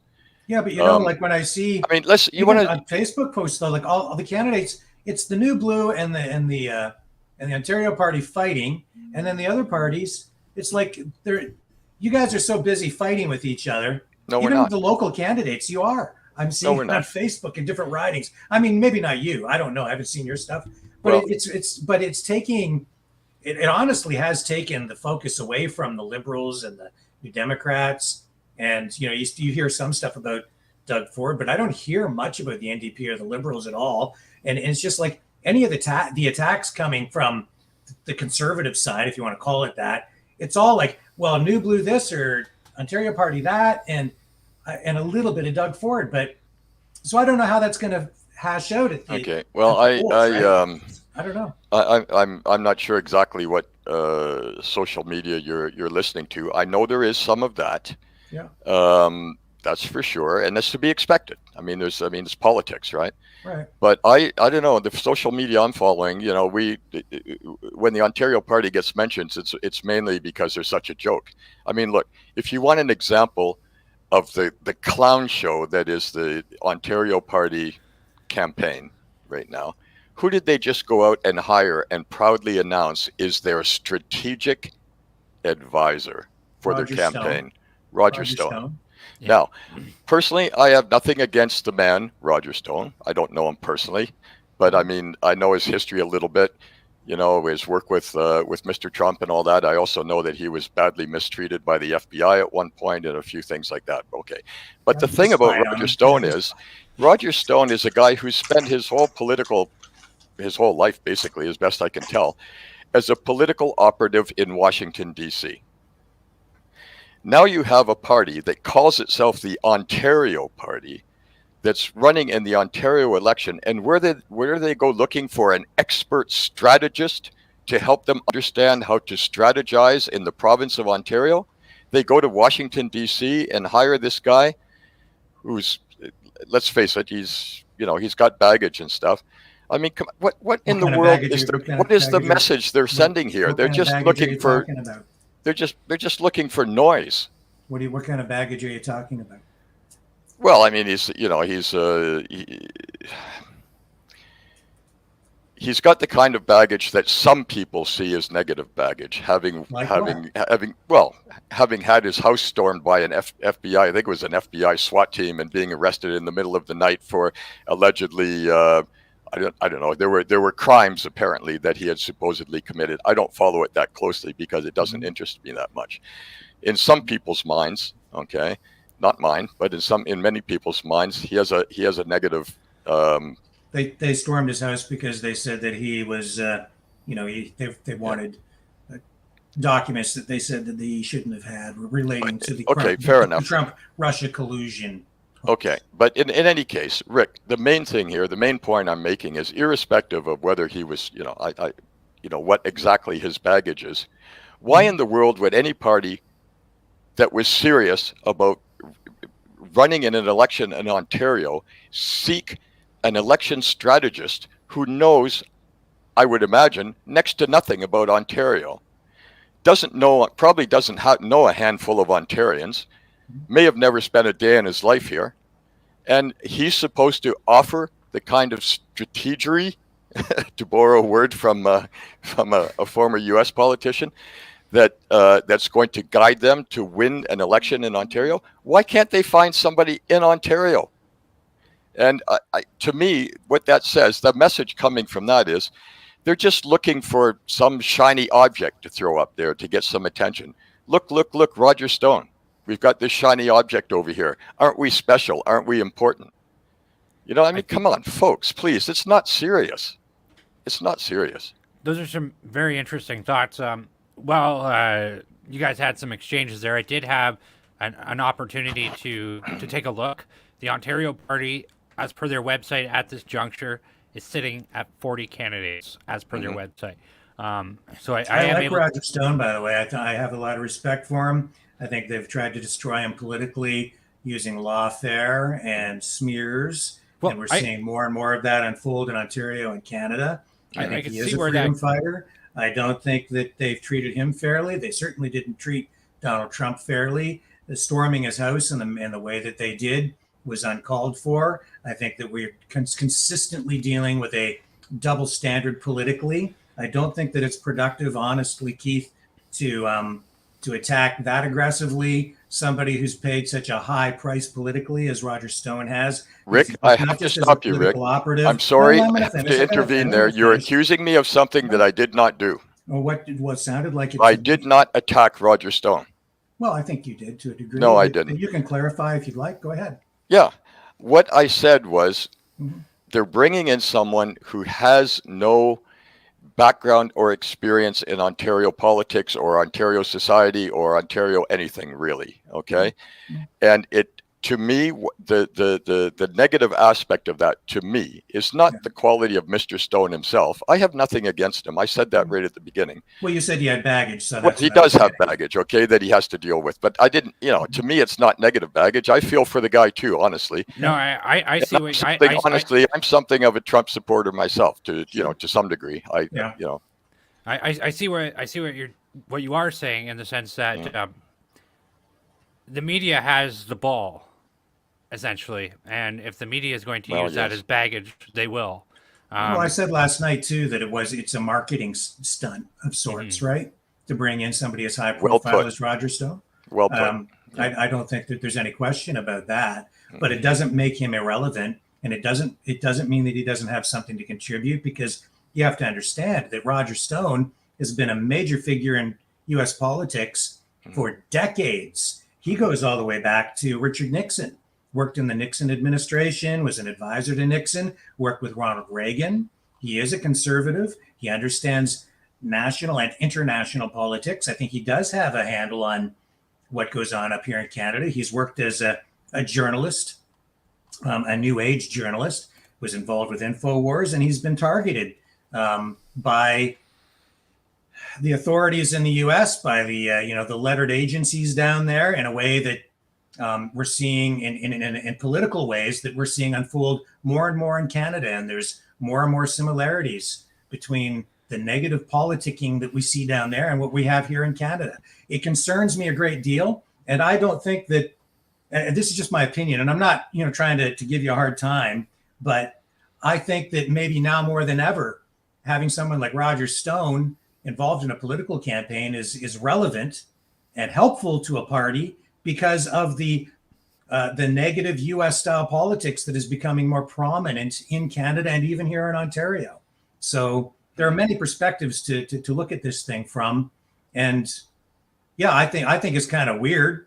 Yeah, I think it's kind of exciting, and I think it's going to inject a little bit of life into things, and maybe it'll even focus more attention on the smaller parties, including yours, just by having that huge, prominent social media political figure involved in an Ontario election race, which, by the way, I'm certain the mainstream media will try their very best to ignore. And if they do acknowledge it, they'll only portray him and cast him as some crazy far right wing white supremacist terrorist whack job. So well, you got that off your chest. Okay. Let's change a little bit of gears here. Well, this is the Roger Stone show now. We're in the Stone Zone. That's his new show, by the way. But anyway, you guys go ahead. I'll shut up now. Well, we could talk a bit more about Mr. Stone later on if we have time. But and I want to stress, I have nothing against the man. I'd love to meet him sometime. I think he would be a charming person to talk to. Very interesting. Tons of stories, man. The guy's like, wow, talking about political experience. He's got it. Oh yeah. But I mean, hey, more on that later. So, what type of new blue policies would you be most excited to implement in Ontario that you think would help people the most? Oh my gosh, all of them, of course. But one that I'm particularly interested in is our the plank, if you will, in our party platform regarding getting CRT and other sorts of social engineering out of the educational system. Mm-hmm. And that goes all the way to Bill 67. Okay, I'm absolutely. I'll choose the word gobsmacked. Having read through all the bureaucraties of Bill 67 to understand what it's about, that is a frightening piece of legislation. And that we in our party platform. One of the main points is to reform education, getting woke activism and critical race theory and gender identity theory and all that sort of thing out of schools. And one of the ways we're going to approach that is by looking at the possibility of tax credits and such. I think in the end, the goal would be, I won't go too far down this road unless you ask me to elaborate after, to offer to the maximum number of people possible the option, should they choose, to opt out of the public school system and find other ways to have their children educated. Now, back to Bill 67 that I think people should be aware of.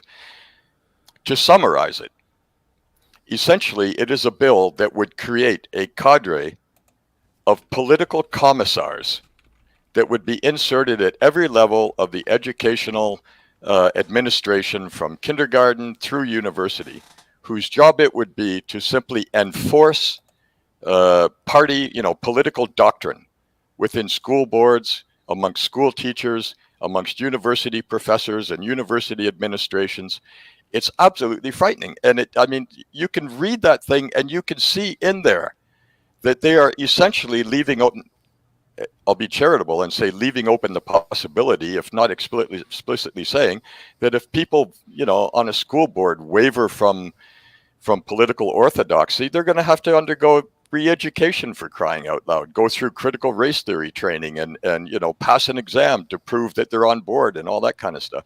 Imagine every single school teacher in the province, every single school administrator and school board member in the province, every university professor, et cetera, would have to know that someone was looking over their shoulder to make sure that they adhered perfectly to political orthodoxy. Otherwise, they could see their careers ruined, their reputations ruined, et cetera. That, of course, necessarily spills over to the children because they're being taught by those people who are going to be whipped, if you will, by political commissars. Absolutely outrageous. You put that together with Bill 100, which is permanent emergency powers, and put that together with the digital ID that Ontario is working on, and we are this far, my friends, from living in a Soviet Union style police state. basically. Are you prepared to go to jail for your political beliefs? Yes, but I would fight before they would get me into jail. Fight how? Any way I had to. What do you mean by that? Like physically fight, or? Well, if I had to, yeah. If it's going to be, if people are going to try and arrest me and put me in jail for my political beliefs, yeah, they'll have to beat me down and hold me physically to the ground to do it. I'm not going to just walk away and be taken away to jail because of my political beliefs. Not going to happen. I'm sorry. That's where we are, folks. That's how things like the Soviet Union happen. Okay, please be clear to all those whack jobs out there who are going to. I'm going to assume that this might be available as a podcast later or something. I'm not suggesting insurrection, armed insurrection here or anything. Okay.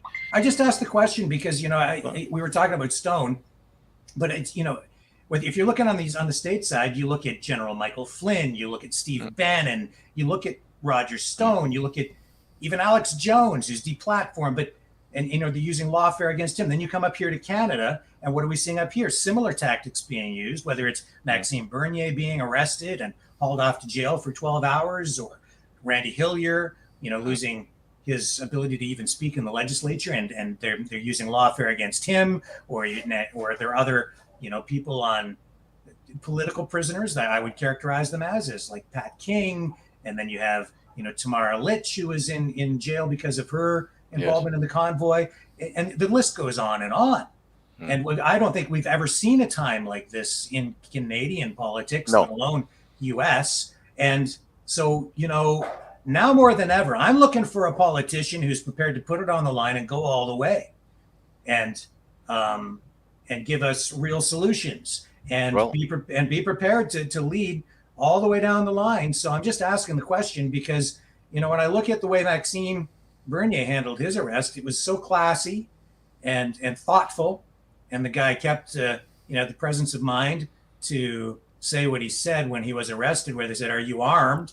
And he said, "No, only with my words." I thought, done. Wow, what an intelligent guy. But he's a true leader. And I just see things getting worse and worse and worse. And that's why I ask you, because, I didn't really intend to go down this road, but it's so concerning to me. And if freedom is really the main issue, and even this weekend, bikers heading back to Ottawa, I'm really concerned about what might happen up there as, now with Bill 100 being actually passed into actual law, the Keeping Ontario Open Act, so that they can crack down on anybody they see as a political opponent. What are your thoughts on that? And how far are you prepared to go? Well, just to back up just a little bit, to clarify something. When you said, would I be willing, I don't know if you asked it this way or not now, because I can't recall, but something like, would you be willing to fight for your beliefs or to go to jail or something like that for my political beliefs? Okay.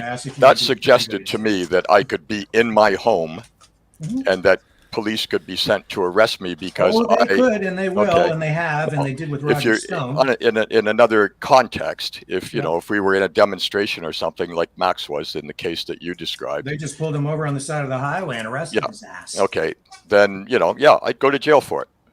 Yeah. I am willing to go there. Listen, I'm at a stage in my life. I'm in my mid-60s. I've had 2 successful careers. I've got 2 wonderful adult children who are succeeding wonderfully in life. They're on their own now. And I'm still, full of energy, despite the fact that and I'll share this with everybody. I had a bout of cancer last year. And, but I'm back almost as strong as ever. I'm not running marathons now, but at least I've got my energy back. And I look around, as I said earlier, at what I see going on around me, and I say, I cannot stand by. I must get out there and give it everything. I'm not going to, honestly, Rick and Brendan, if I felt like I was only going to go so far and then back off if the going got rough, I wouldn't even start down this road. Why in the world would I? I can just keep doing my consulting work and making decent money and work towards my retirement and take a vacation down south and get a suntan. I'm doing this because I care about this province, and I care especially about the people who live here, my friends, my neighbors, my family. I appreciate that passion. You know, and yes, I'm willing to go all the way. I am. Because you know what?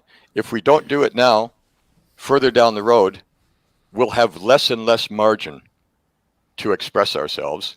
It'll get to the point where everyone will be afraid to even speak up. You know that's true. Mm-hmm. That's the way it always ends. When good people, to paraphrase someone whose name I can't remember right now, but all it takes for tyranny to succeed is for good people to stand by and do nothing. And I can't do that. So yes, to answer your question, yes, I'm going all the way. And you know, from my communications with a number of other new blue candidates, I'm far from alone. I'm certain of that. And just in fairness to Rhonda Jubinville, who is running against Rick Nichols, we should just mention her name, the new blue candidate in Chatham-Kent-Leamington, because Rick Nichols keeps getting mentioned over and over again. And I don't know who the other candidates are in the riding. Who's the NDP guy? Brock McGregor. Right. And then there's I don't even know who the conservative guy is to replace Rick Nichols, who used to be the conservative until he got kicked out. Mm-hmm. But if we find out, we'll let you know. But just want to make sure we mention everybody there, given the high profile that. And of course, you and Sarnia Lambton. Yeah. Bob Bailey, the incumbent. I'm not sure who the other ones running are at this point. I don't think the other parties have chosen their candidates yet. And we've got another great candidate in Lambton, Kent, Middlesex, David Barnwell.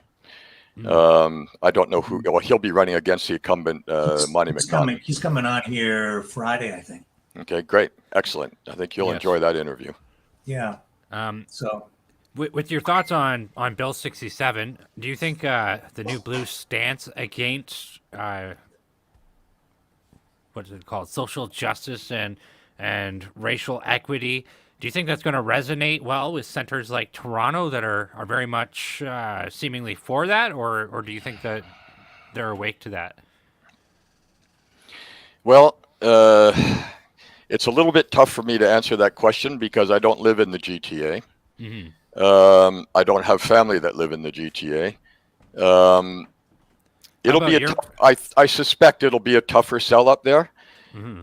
But that doesn't mean that the sale can't be made in at least some of the ridings, maybe most of the ridings.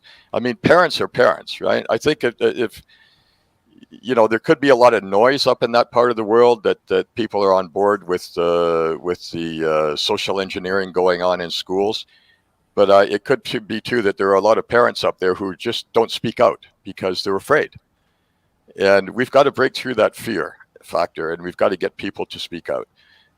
Down my way, I don't think there's going to be a problem at all getting people on board with it because it's more of a conservative, you know, Southwestern Ontario, you know very well, it's more of a conservative sort of place, a bit more traditional. And we value our freedoms. We value our rights. And, you know, we have family values for the most part. And so I think it's something that's going to, I'll say it this way briefly. It's going to be a winner in our platform, but I don't like to really express it that way because that's not why we're espousing it. It's not because it's going to buy votes for us. It's because it's the right thing to do. What's your message to the bikers who might be going up to Ottawa this coming weekend and other people? Because I know it's not just bikers that are planning to go up there. It's a lot of people. My message would be stay cool, stay calm, stick together. And when you do come across police officers, you know, respect them. I think a lot of them are probably more on board than people know with the bikers and the truckers and others, and try to make your impression and get your point across. But if you can avoid physical confrontation, do so. And that's about all I can say for now. I don't know exactly what their plan is. I've watched, I've seen snippets on social media earlier today about how the police are, I think, barring them from entering the downtown area or something like that. Yeah. Hopefully they've got a plan B if their plan A was to go downtown, you know, to gather in some place and maybe they can go downtown. They just can't take any vehicles. Yeah. Oh, they can't take any vehicles. Yeah. That's okay. I don't know what part of Blocktown is blocked. Downtown is blocked. I lived in Ottawa for 17 plus years, so I know the area. I don't know if they could get down around the Byward Market or down on the waterfront or something like that where they could gather. Yeah, or, they or can in walk some. down, apparently. Did we have a map of Yeah. that, Brendan, yesterday? Yeah, we did. I can pull it up really quick. Yeah. But you know, it's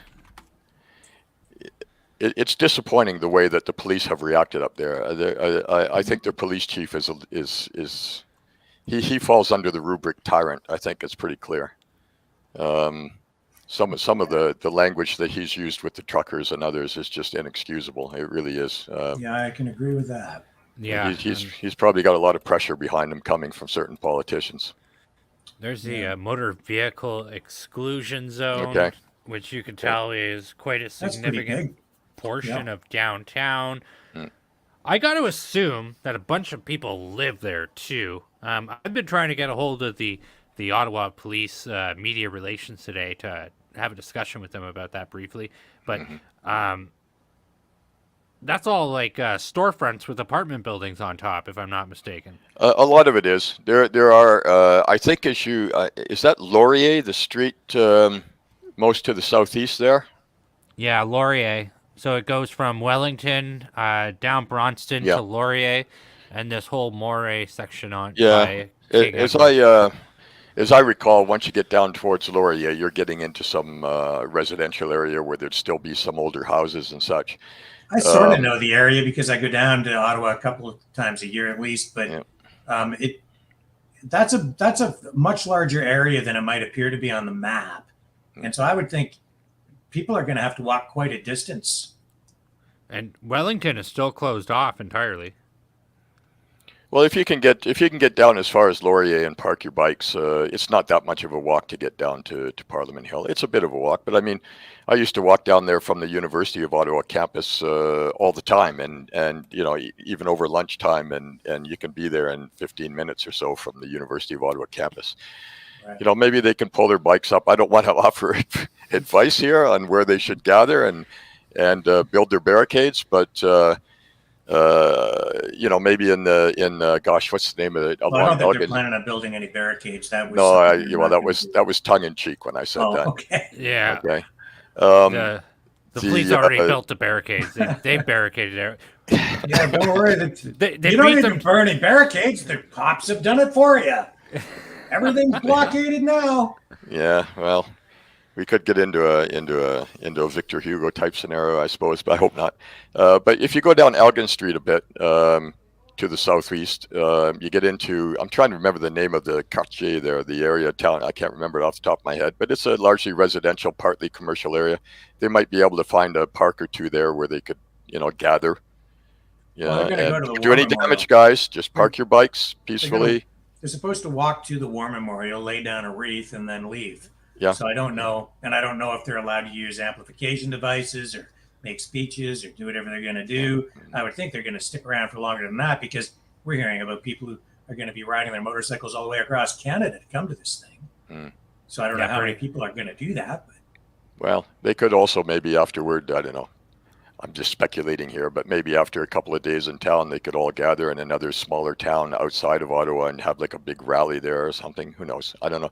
That'll be up to them to decide. I sincerely hope that they manage to make a very positive impression on the Canadian people and get their word out, and that it's all peaceful. I sincerely hope there will be no arrests, and that everybody goes home safe and sound.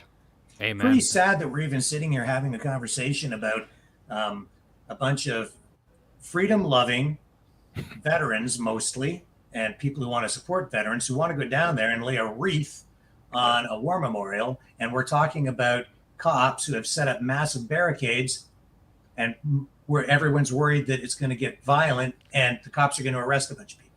It's just, this is not the Canada that I want to live in. No, and it's not the Canada that I recall even 10 years ago, really. This is why I was saying earlier, we're going down this slope faster and faster. If you put together Bill 100, Bill 67, Digital ID, that are all in the works right now, well, Bill 100's already passed. You know that Doug Ford has got Bill 67 sitting on the shelf, just waiting to bring it back on the floor to be voted on again. And the digital ID is percolating, boiling away there, simmering in the background. You put all of those three things together, and you basically have a police state. It's unthinkable, but we have to think about it because it's there. 10 years ago, if someone had talked about this sort of thing, you would have been branded, obviously, a conspiracy theorist. You talk about it now, and they can't call you a conspiracy theorist because they're out there doing it in our faces.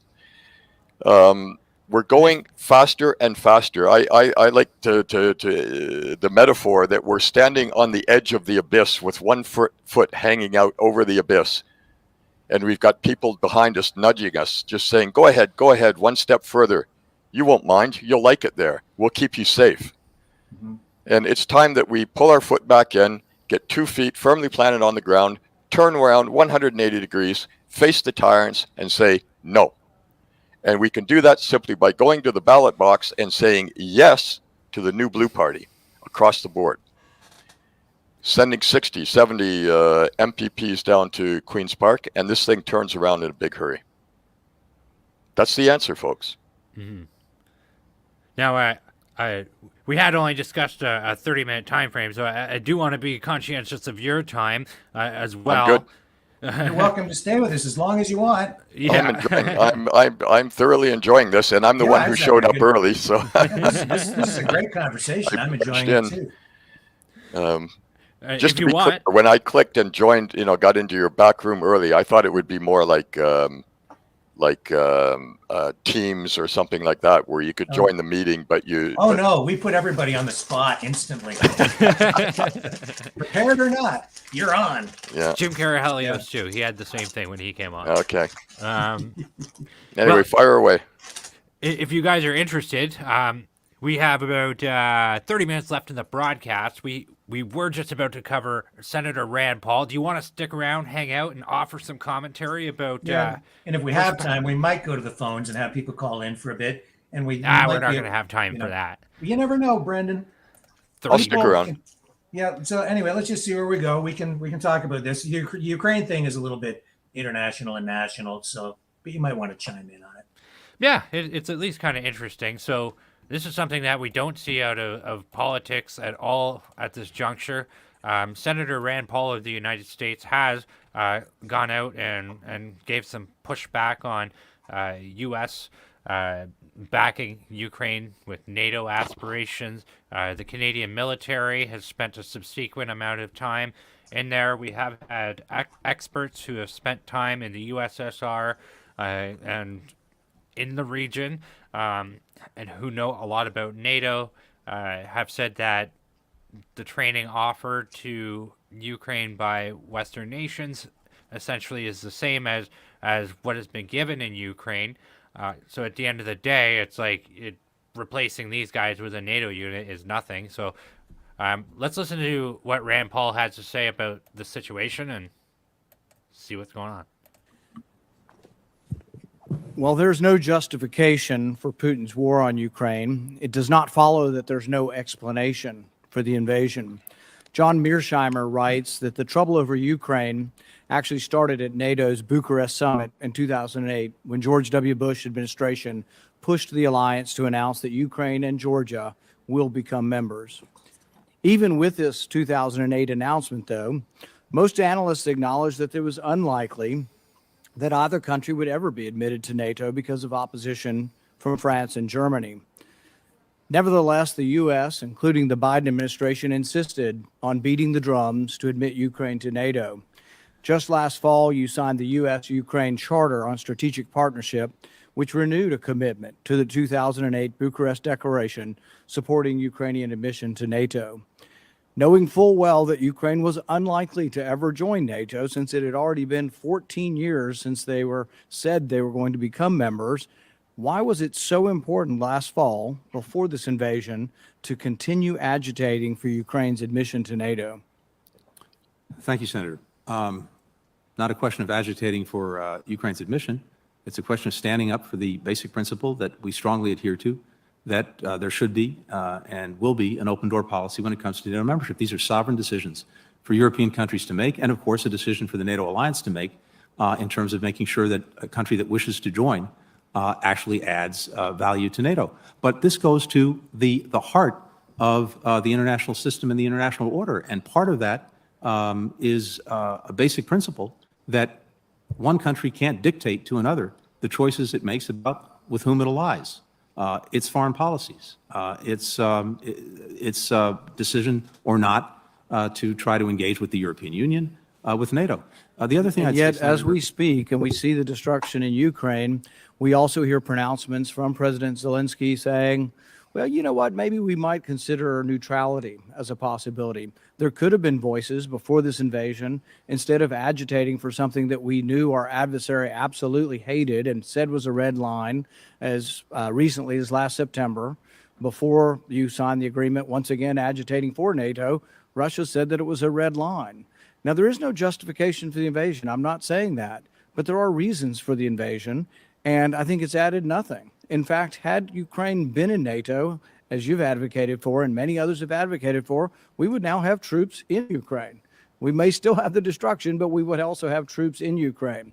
If you were to put them in now, if it's still your policy that you want them in now, that means American troops go. The one good thing about them not being in is the most bellicose of our members here are not advocating for U.S. troops right now. That's a good thing. We have not had advocacy for U.S. troops because they're not part of NATO. Had they been, or are they to become part of NATO, that means U.S. soldiers will be fighting in Ukraine, and that's something I very much oppose. Senator, could I just say to that, because look, these are important conversations and arguments. My judgment is different. If you look at the countries that Russia has attacked over the last years, Georgia, leaving forces in Transnistria and Moldova, and then repeatedly Ukraine, these were countries that were not part of NATO. It has not attacked NATO countries for probably a very good reason. You could also argue the countries they've attacked were part of Russia. Well, or we're part of the Soviet Union. Yes, and I firmly disagree with that proposition. It is the fundamental right of these countries to decide their own future and their own destiny. And I'm not saying it's not, but I'm saying that the countries that have been attacked, Georgia and Ukraine, were part of the Soviet Union. And that does not give they were Russia part the of right the to attack Soviet them. Union since the 1920s. But that does not give Russia the right to attack them. On the contrary, No one's saying it does, but it they were really has liberated nothing to do from being part of this empire by force. Would the U.S., would President Biden be open to accepting Ukraine as an unaligned neutral nation? We, Senator, are not going to be more Ukrainian than the Ukrainians. These are decisions for them to make. Our purpose is to make sure that they have within their hands the ability to repel the Russian aggression and, indeed, to strengthen their hand at an eventual negotiating table. We've seen no sign to date that President Putin is serious about meaningful negotiations. If he is, and if the Ukrainians engage, we'll support that. There you have it. Okay, Keith, go ahead. All floors all yours. Okay. Good luck. So now we go from K-12 education to the war in Ukraine. Okay. Well, I've been following the situation, like I guess most of the world, in Ukraine somewhat, and maybe a little bit more than some, because my daughter just got back from there. She's a journalist, and she spent several weeks over there reporting for Le Figaro, a French newspaper. And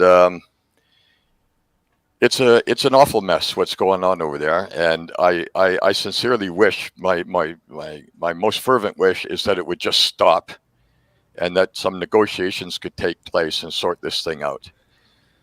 However, I echo to some degree Mr.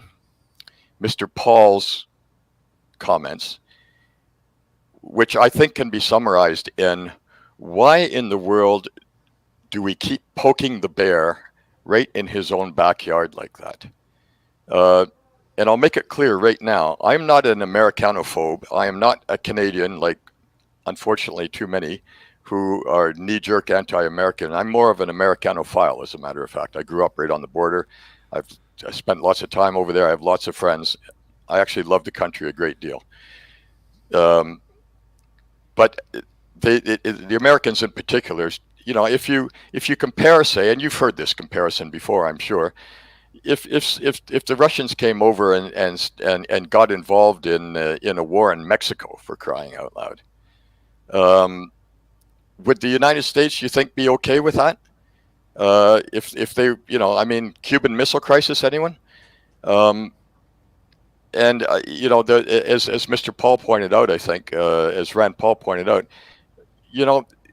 why are we so insistent on, bringing? Well, some people seem to be insistent on bringing Ukraine into NATO. We're pushing the boundaries of NATO right up against, the Russian homeland. Imagine if the Russians were forming again, a tight military alliance with Mexico and Central America and the Caribbean, and we're unnecessarily, well, I don't know if I shouldn't say we, but some people are unnecessarily poking the bear. And I wish we could just stop the killing and the suffering and all the lies that were being fed by both sides, and settle that affair over there. And then maybe NATO and Europe and the United States and Canada being part of NATO could rethink our strategy in Europe a little bit and try to find a way to coexist with Russia and its allies. Maybe I'm dreaming in Technicolor, but I'm a little bit of a student of history. I have a pretty good idea how the First World War started. I have a pretty good idea how the Second World War started. They both started in Eastern Europe, basically, one with the assassination of an archduke, and another with the invasion of Poland. And we don't want to go there again. We don't want to get into a third world war when we've got multiple countries armed to the teeth with nuclear weapons. Not a good idea. We've got to find a way to solve this. And I don't think that pushing, or I don't know if we're really pushing or not. It's hard to get the straight truth, but making noises that more countries right up against the Russian homeland could become part of a military alliance that was formed initially, let us not forget, to defend against Russia, well, against the Soviet Union, right? Yes, absolutely. So obviously they're going to look at this and they're going to say, wait, you guys are getting closer and closer and closer. You're putting your missiles closer and your tanks and it's a mess. Military and I just wish that the very first thing that could happen would be to everybody just say, okay, enough with the killing, enough with the suffering. Let's stop this thing now and do some negotiations. And each side is going to have to give something up. That's the way negotiations work. Yeah, and we've had no diplomacy throughout this whole thing. Yeah. In fact, we have done everything to throw Ontario-made vodka under a Russian label down the sink to everything else over this. That we're not gonna. Nobody wants to talk about this, but the mainstream media definitely doesn't want to talk about the nuance with the situation. And I think Maxime Bernier put it best on her show when he said, "There's no winners here. This is all losers. There are no winners here."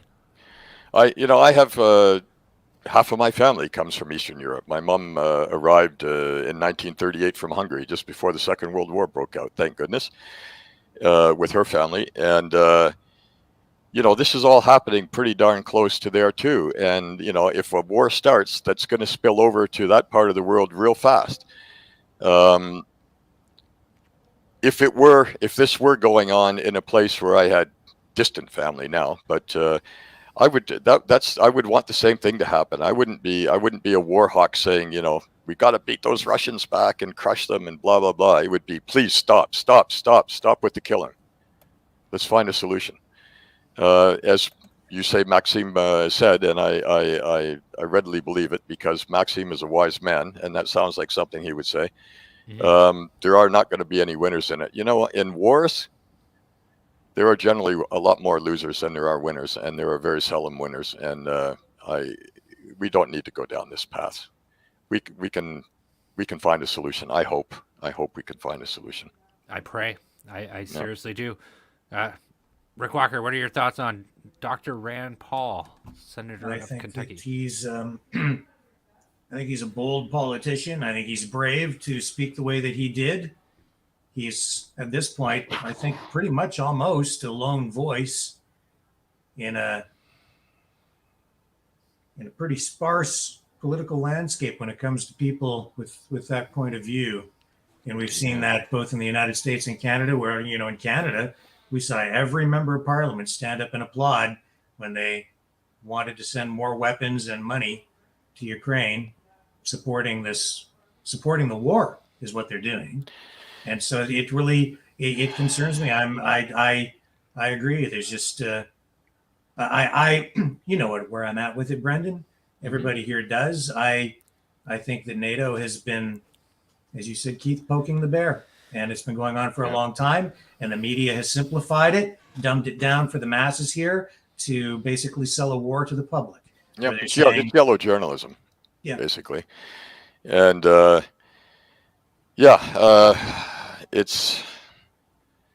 it's got to, well, hopefully we're going to find a way to bring it. You know, Rand Paul is often a lone voice on many topics, and he's somebody that I listen to quite a bit. I don't agree with him on everything, but like his father, I've listened to his father a lot too. I probably agree with him a little bit less than I do with his son, but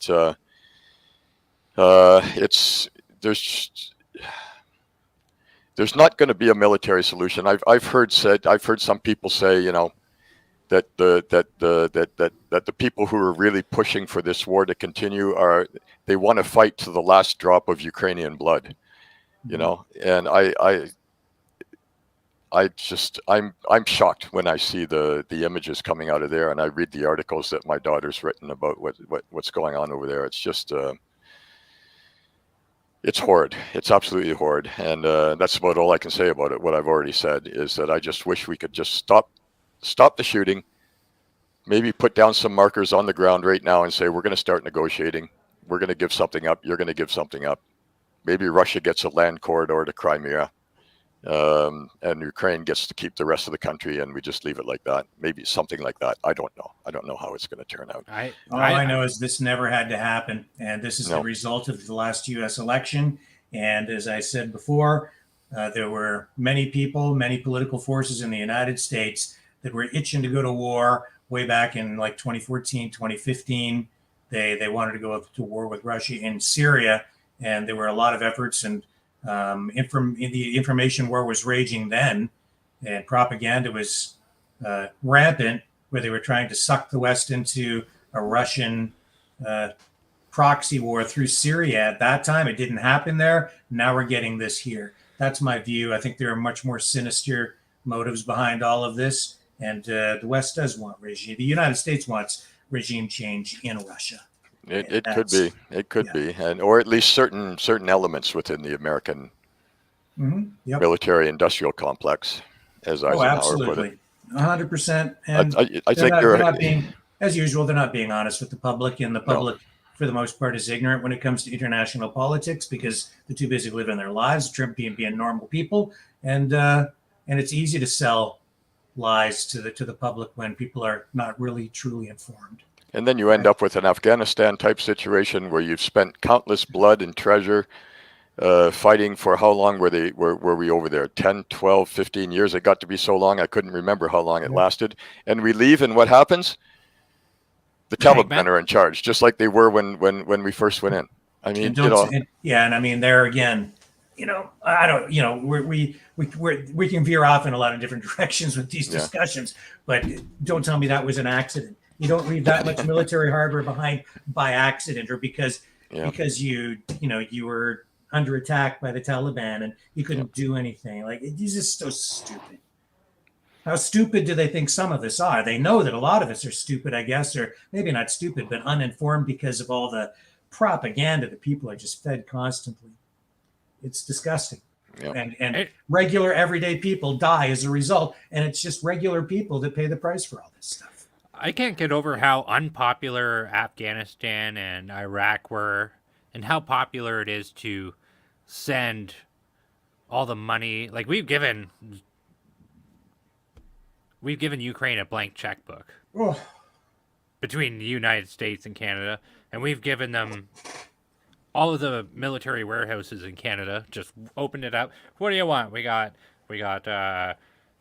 bombs. We got this. We got that. You can just have it all. Just take it.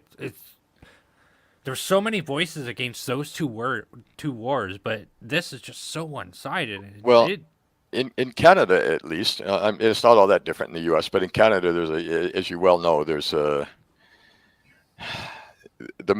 so-called mainstream media that I refer to as the legacy media. You probably do too. Mm-hmm. They're basically bought and paid for by the federal government of Canada, right? I mean, that's known. It's a fact.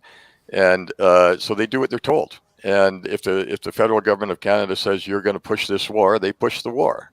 I mean, it's not the first time in history this sort of thing has happened. You know, it's go back to to the early 1900s and everything. But I think that's one reason why you're hearing so few dissenting voices, because the legacy media, or the main media noise, is such that people are afraid to speak out against it, because it's become one of these sacred things where you must be on board. You must have your Ukrainian flag on your Twitter account and all that kind of stuff. And again, I've got nothing against. I'm not criticizing Ukraine. I've got, but it's a bit like the so-called COVID vaccines that I call COVID shots again.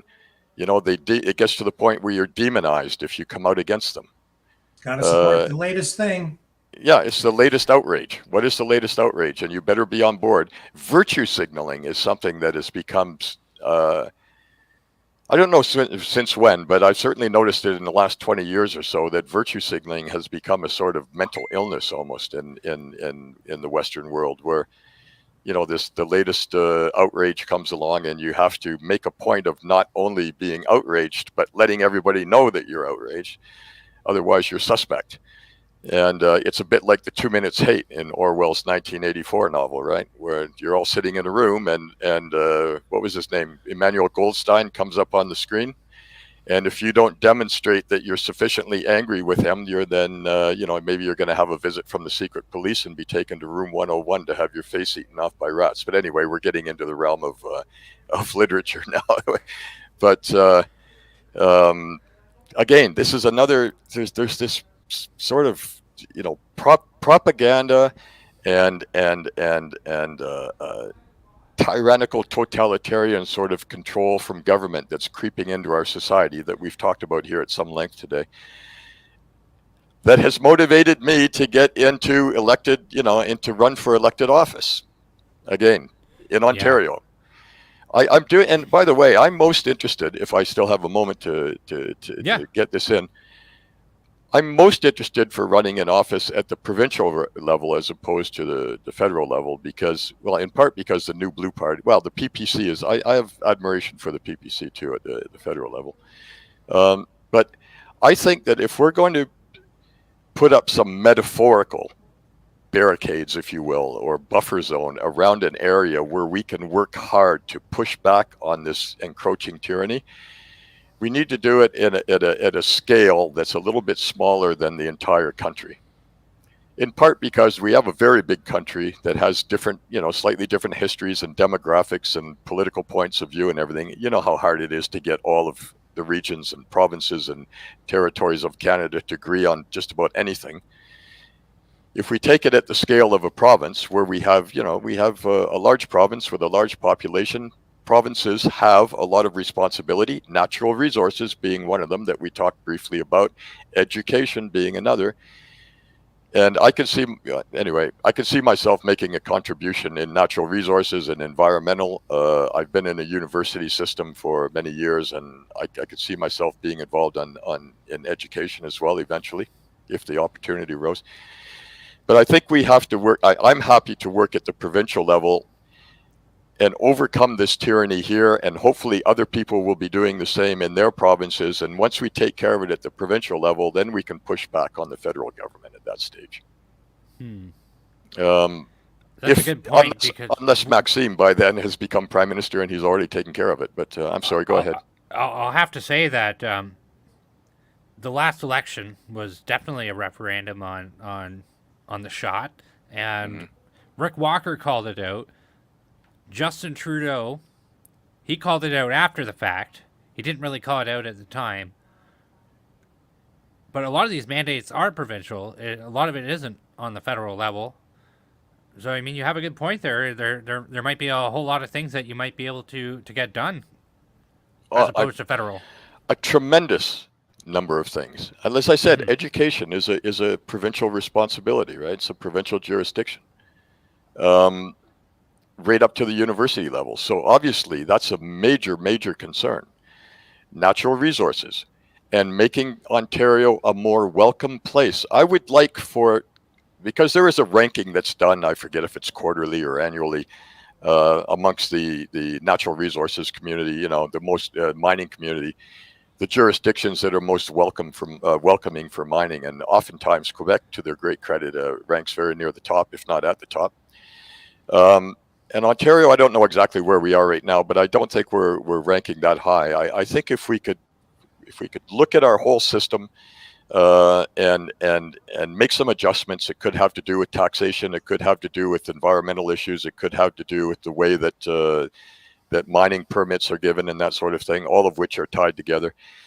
If we could make this a more welcoming place, we could have more people coming in here and exploring, for example, for these so-called critical minerals that are going to be needed for batteries for electrical vehicles, for instance. The way it's being done now is completely wrong. I don't want to get down here too much in the weeds because we probably lose a lot of your viewers and listeners. But the provincial government is out there right now offering like grants to exploration companies to go out and look for critical minerals. But that's the wrong way to do it. You don't. If you want to get companies who know what they're doing, who are going to go out there and not just spend money drilling holes, but actually find something, you make your jurisdiction, your province, welcoming to those companies so they can come in. They'll raise the money in the market all by themselves. If they have a project that's viable, they'll raise money in the market. These are hot commodities right now, these critical minerals. And they'll come in and they'll explore and they'll find them. Not everybody will. Nobody ever does. Mineral exploration is a high-risk thing.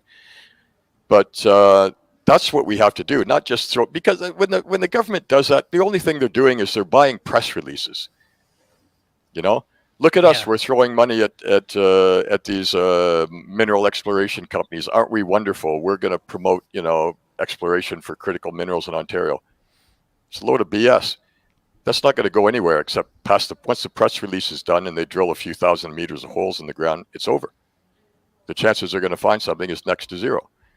But if the whole world knows that you can come and respecting the environment, respecting communities, and doing the job properly according to our rules and regulations, if you want to come here and explore, you're going to be welcome to do so. And you'd be maybe surprised to see how many companies, large and small, would come into this province and set up shop. We have the Canadian Shield is a massive treasure chest of minerals. And a lot of it is highly remote. So, it's not easy to get out there and find some of these things. And it takes a lot of money, hundreds of millions of dollars of investment to find a mineral deposit. I would also add that with all these sanctions on Russia was delving out the raw materials and that they were trading a lot of it with the United States. Maybe not in such a huge number, right? But they were doing that. And now we're not taking the Russian minerals anymore. What are we going to do? We're just going to go short, or are we going to...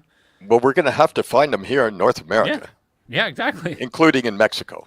Mm-hmm. But we have a different type of geology here from, say, certain parts of the U.S. and Mexico. You find different types of mineral deposits and different types of environments. But, nickel again in the Ring of Fire.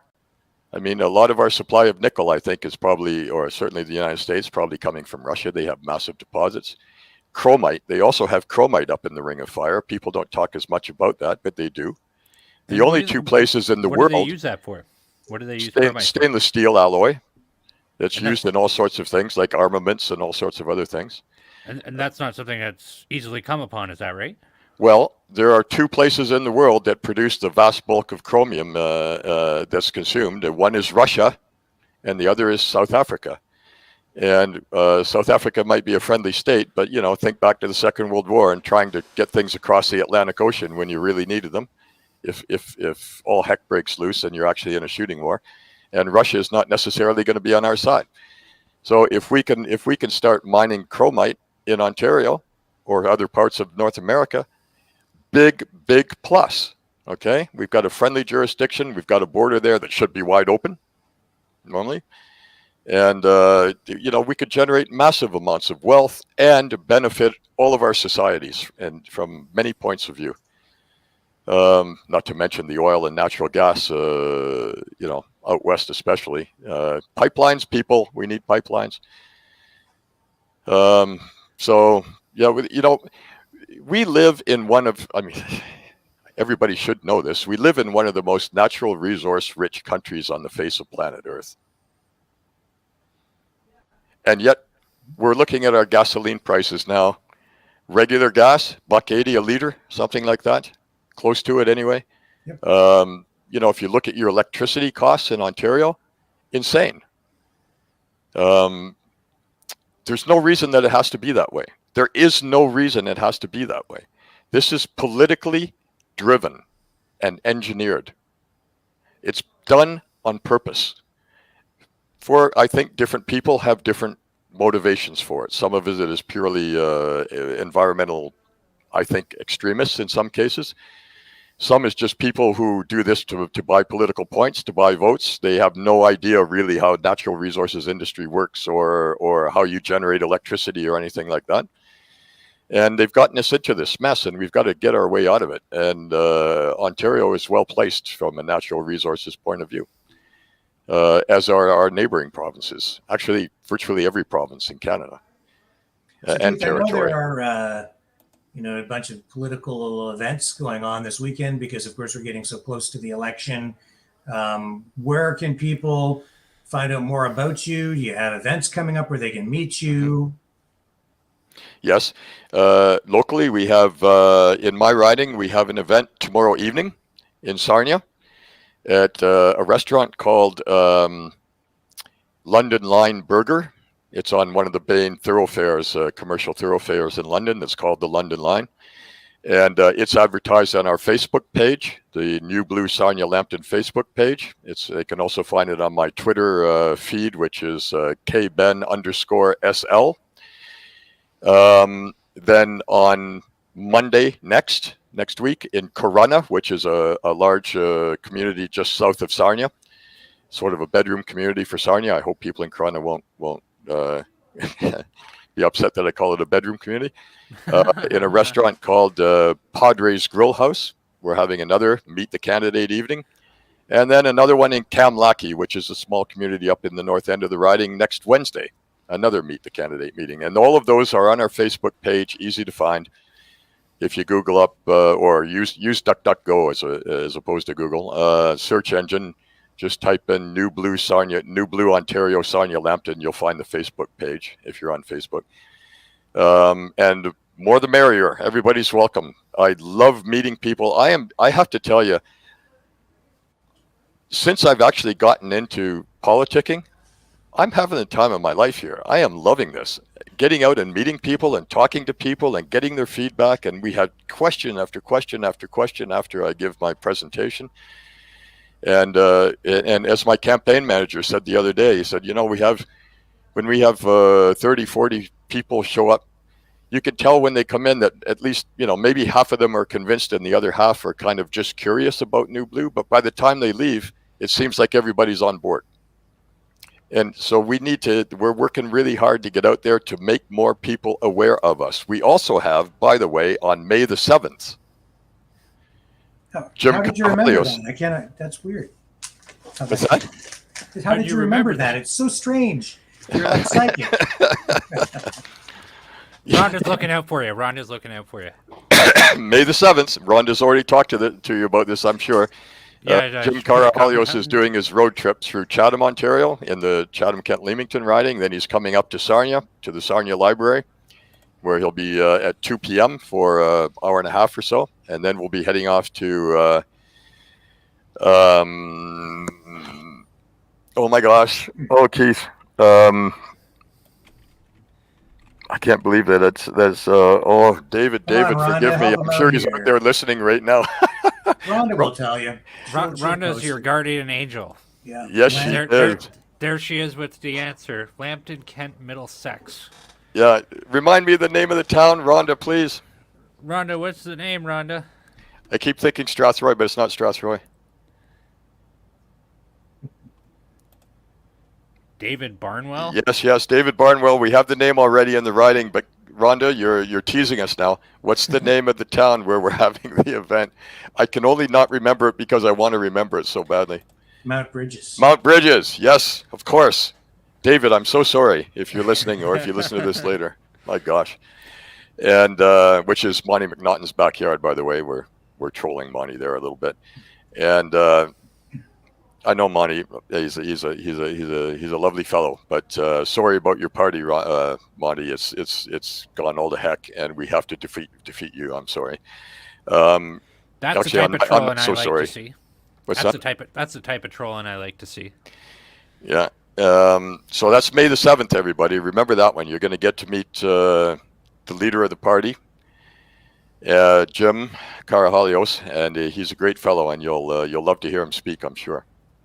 And to all of our U.S. viewers and other viewers around the world, we're getting in with these interviews into regional and provincial politics. So you maybe don't think it's relevant, but in this case, in Ontario, the issues here, they resonate across the country. And honestly, all of these issues have an impact on what's going on in the U.S., especially and in other countries. We're sitting here talking about Ukraine and energy and deficits and on, right? And especially with what's going to happen come November.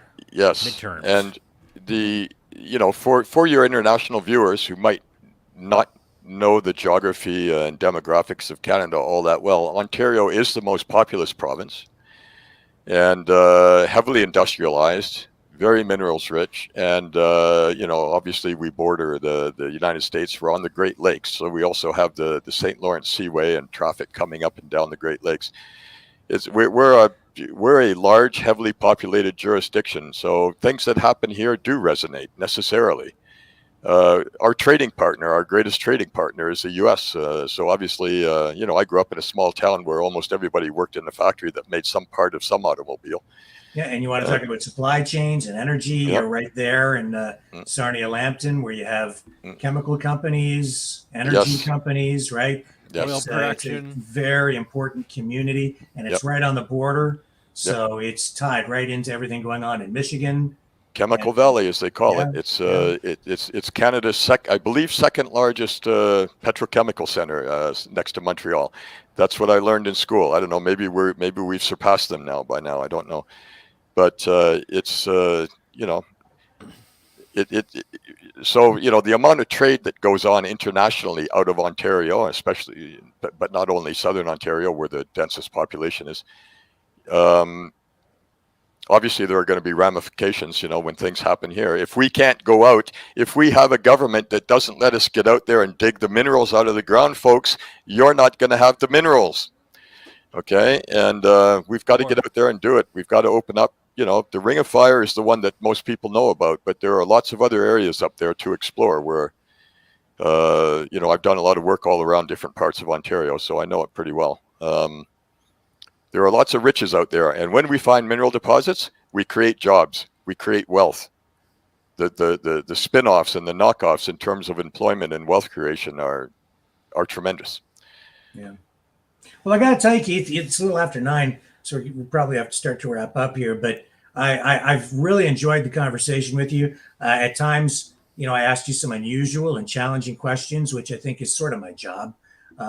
And I was really pleased with the way you answered them. I think you're very well informed, and you seem to have a lot of integrity, which is a word that seems to keep coming up with the new Blue Party and the candidates that we have coming on here. I think you also are worthy of that description. I think it's one of the most important aspects of any candidate, especially right now where, and the reason I'm asking such tough questions and really kind of sometimes weird questions is because I think the voters this time around need to be sure of what they're getting, because we've seen far too many politicians say one thing and then do another, like Doug Ford, right? So I really appreciate you putting up with me tonight. And it's been a pleasure. And for joining us on the program. It's been an absolute privilege for us. I prefer to be challenged, honestly, with questions, because it makes me think, which I love to do, but it also it stirs up the debate, and it gets us talking about things, in some cases, things that maybe people aren't thinking about in the context of a provincial election, but that do resonate in our province, and things, as we said just moments ago, in our province resonate elsewhere. One last thing I would say is that the candidates that I know that are running for New Blue, including myself, we are citizen politicians. We're not adopting politics as a business model, okay? We're not looking to make a career out of it. We're doing this because we want to do what's right for our province and for our country.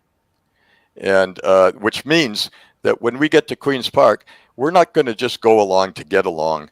I mean, we'll be collegial. We're not going to, you know, but you have to be in order to make it work, to make the assembly work. But we're not going to just vote yes when we're, you know, because we think it's going to buy a vote or two or something, because our future income depends on it, you know. I want very much to get elected and go to Queen's Park. But from a fundamental point of view, it won't really change my life financially one way or the other. So that's not my motivation. And I don't think it's the motivation of most New Blue candidates. We really want to get down there to do what's right for this province. That's it. And I'm pretty sure that Jim and Belinda, the leader of the party and the president of the party and our sole MPP for now, think very much along those lines as well. Yeah. Any final thoughts or questions before we wrap it up, Brendan? Other than that, we had covered a lot of different things today. So we did discuss a little bit about certain documents that had been released by certain medical companies that have conducted clinical trials on a global scale. We also have discussed certain aspects of the trucker convoy that are starting to turn around a little bit at Parliament in Canada. And we also touched on our great guest today, Mr. Keith Benn, a New Blue candidate for Sarnia-Lambton. And I had a really good time tonight, gentlemen. Thank you all for having me at home and for joining us today, Mr. Benn. And I'll be here tomorrow, 6 p.m. Eastern Standard Time. Yeah, it was a pleasure, guys. I hope that your viewers enjoyed it and learned something as well. And I'm easy to find if anybody wants to reach out to me in my writing or elsewhere. Keith Benn, KEITHBENN at newblueontario.com is my email address. And you can find KBENN_SL. Excellent.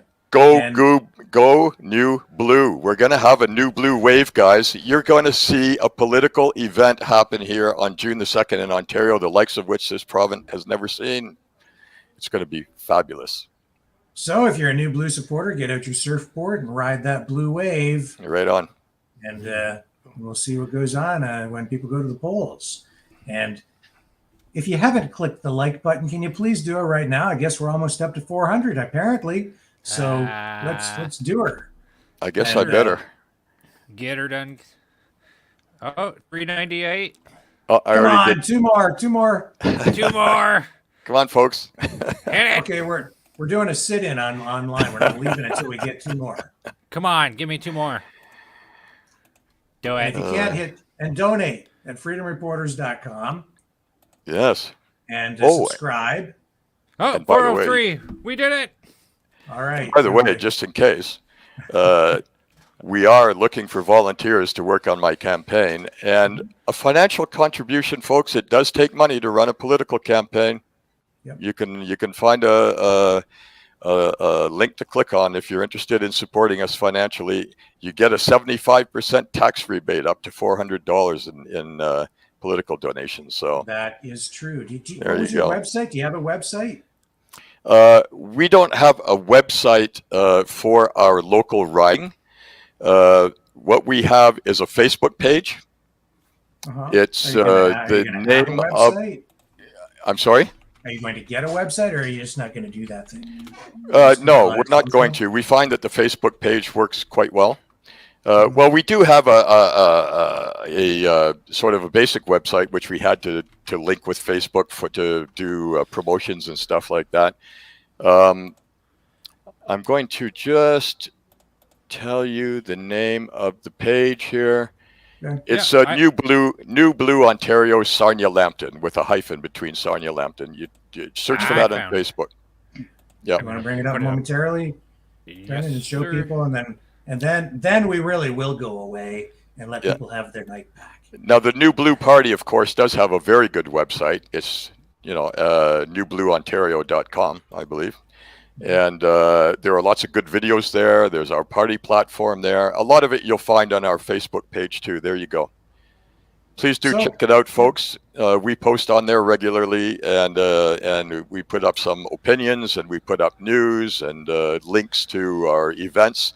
You'll find there if you scroll down just a little bit, the events that I mentioned. And I'm hoping to see lots of people come out to the Meet the Candidate events. The more the merrier. It's going to be a lot of fun. They always are. Well, I'm here working 6 p.m. to 9 p.m. usually for the people, so I won't be there. But May 7th, I will be there checking you out at the Sarnia Lambton Library. So I'm looking forward to meeting you in person. Great. Love that photograph with our young supporter there at the Sarnia Library during a Meet the Candidate event. Yeah. If you want a lawn sign, if you're in Sarnia Lambton and you're looking for a lawn sign, you want one. Look how gorgeous they are. Contact us through the Facebook page. We'll be there within 24 hours, maybe 48 hours at the most. We'll get a lawn sign in your yard. And when we can put out our candidate lawn signs, we'll come by and switch them up. We can't put them out yet because the writ hasn't been issued. So we can't show lawn signs that say vote for Keith Benn yet. Soon. Partners in crime reunited. Rhonda Jubinville and Brendan Kennedy at it again.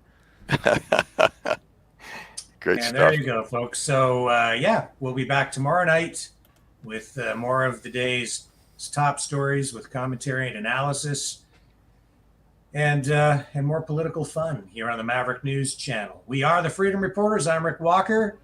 We are the antivirus program for your mind. And Catch you all back here tomorrow night, 6 p.m. Eastern Standard Time. Thank you, gentlemen. Thank you, Maverick family. We'll see all you Top Guns back here tomorrow evening. Ciao for now.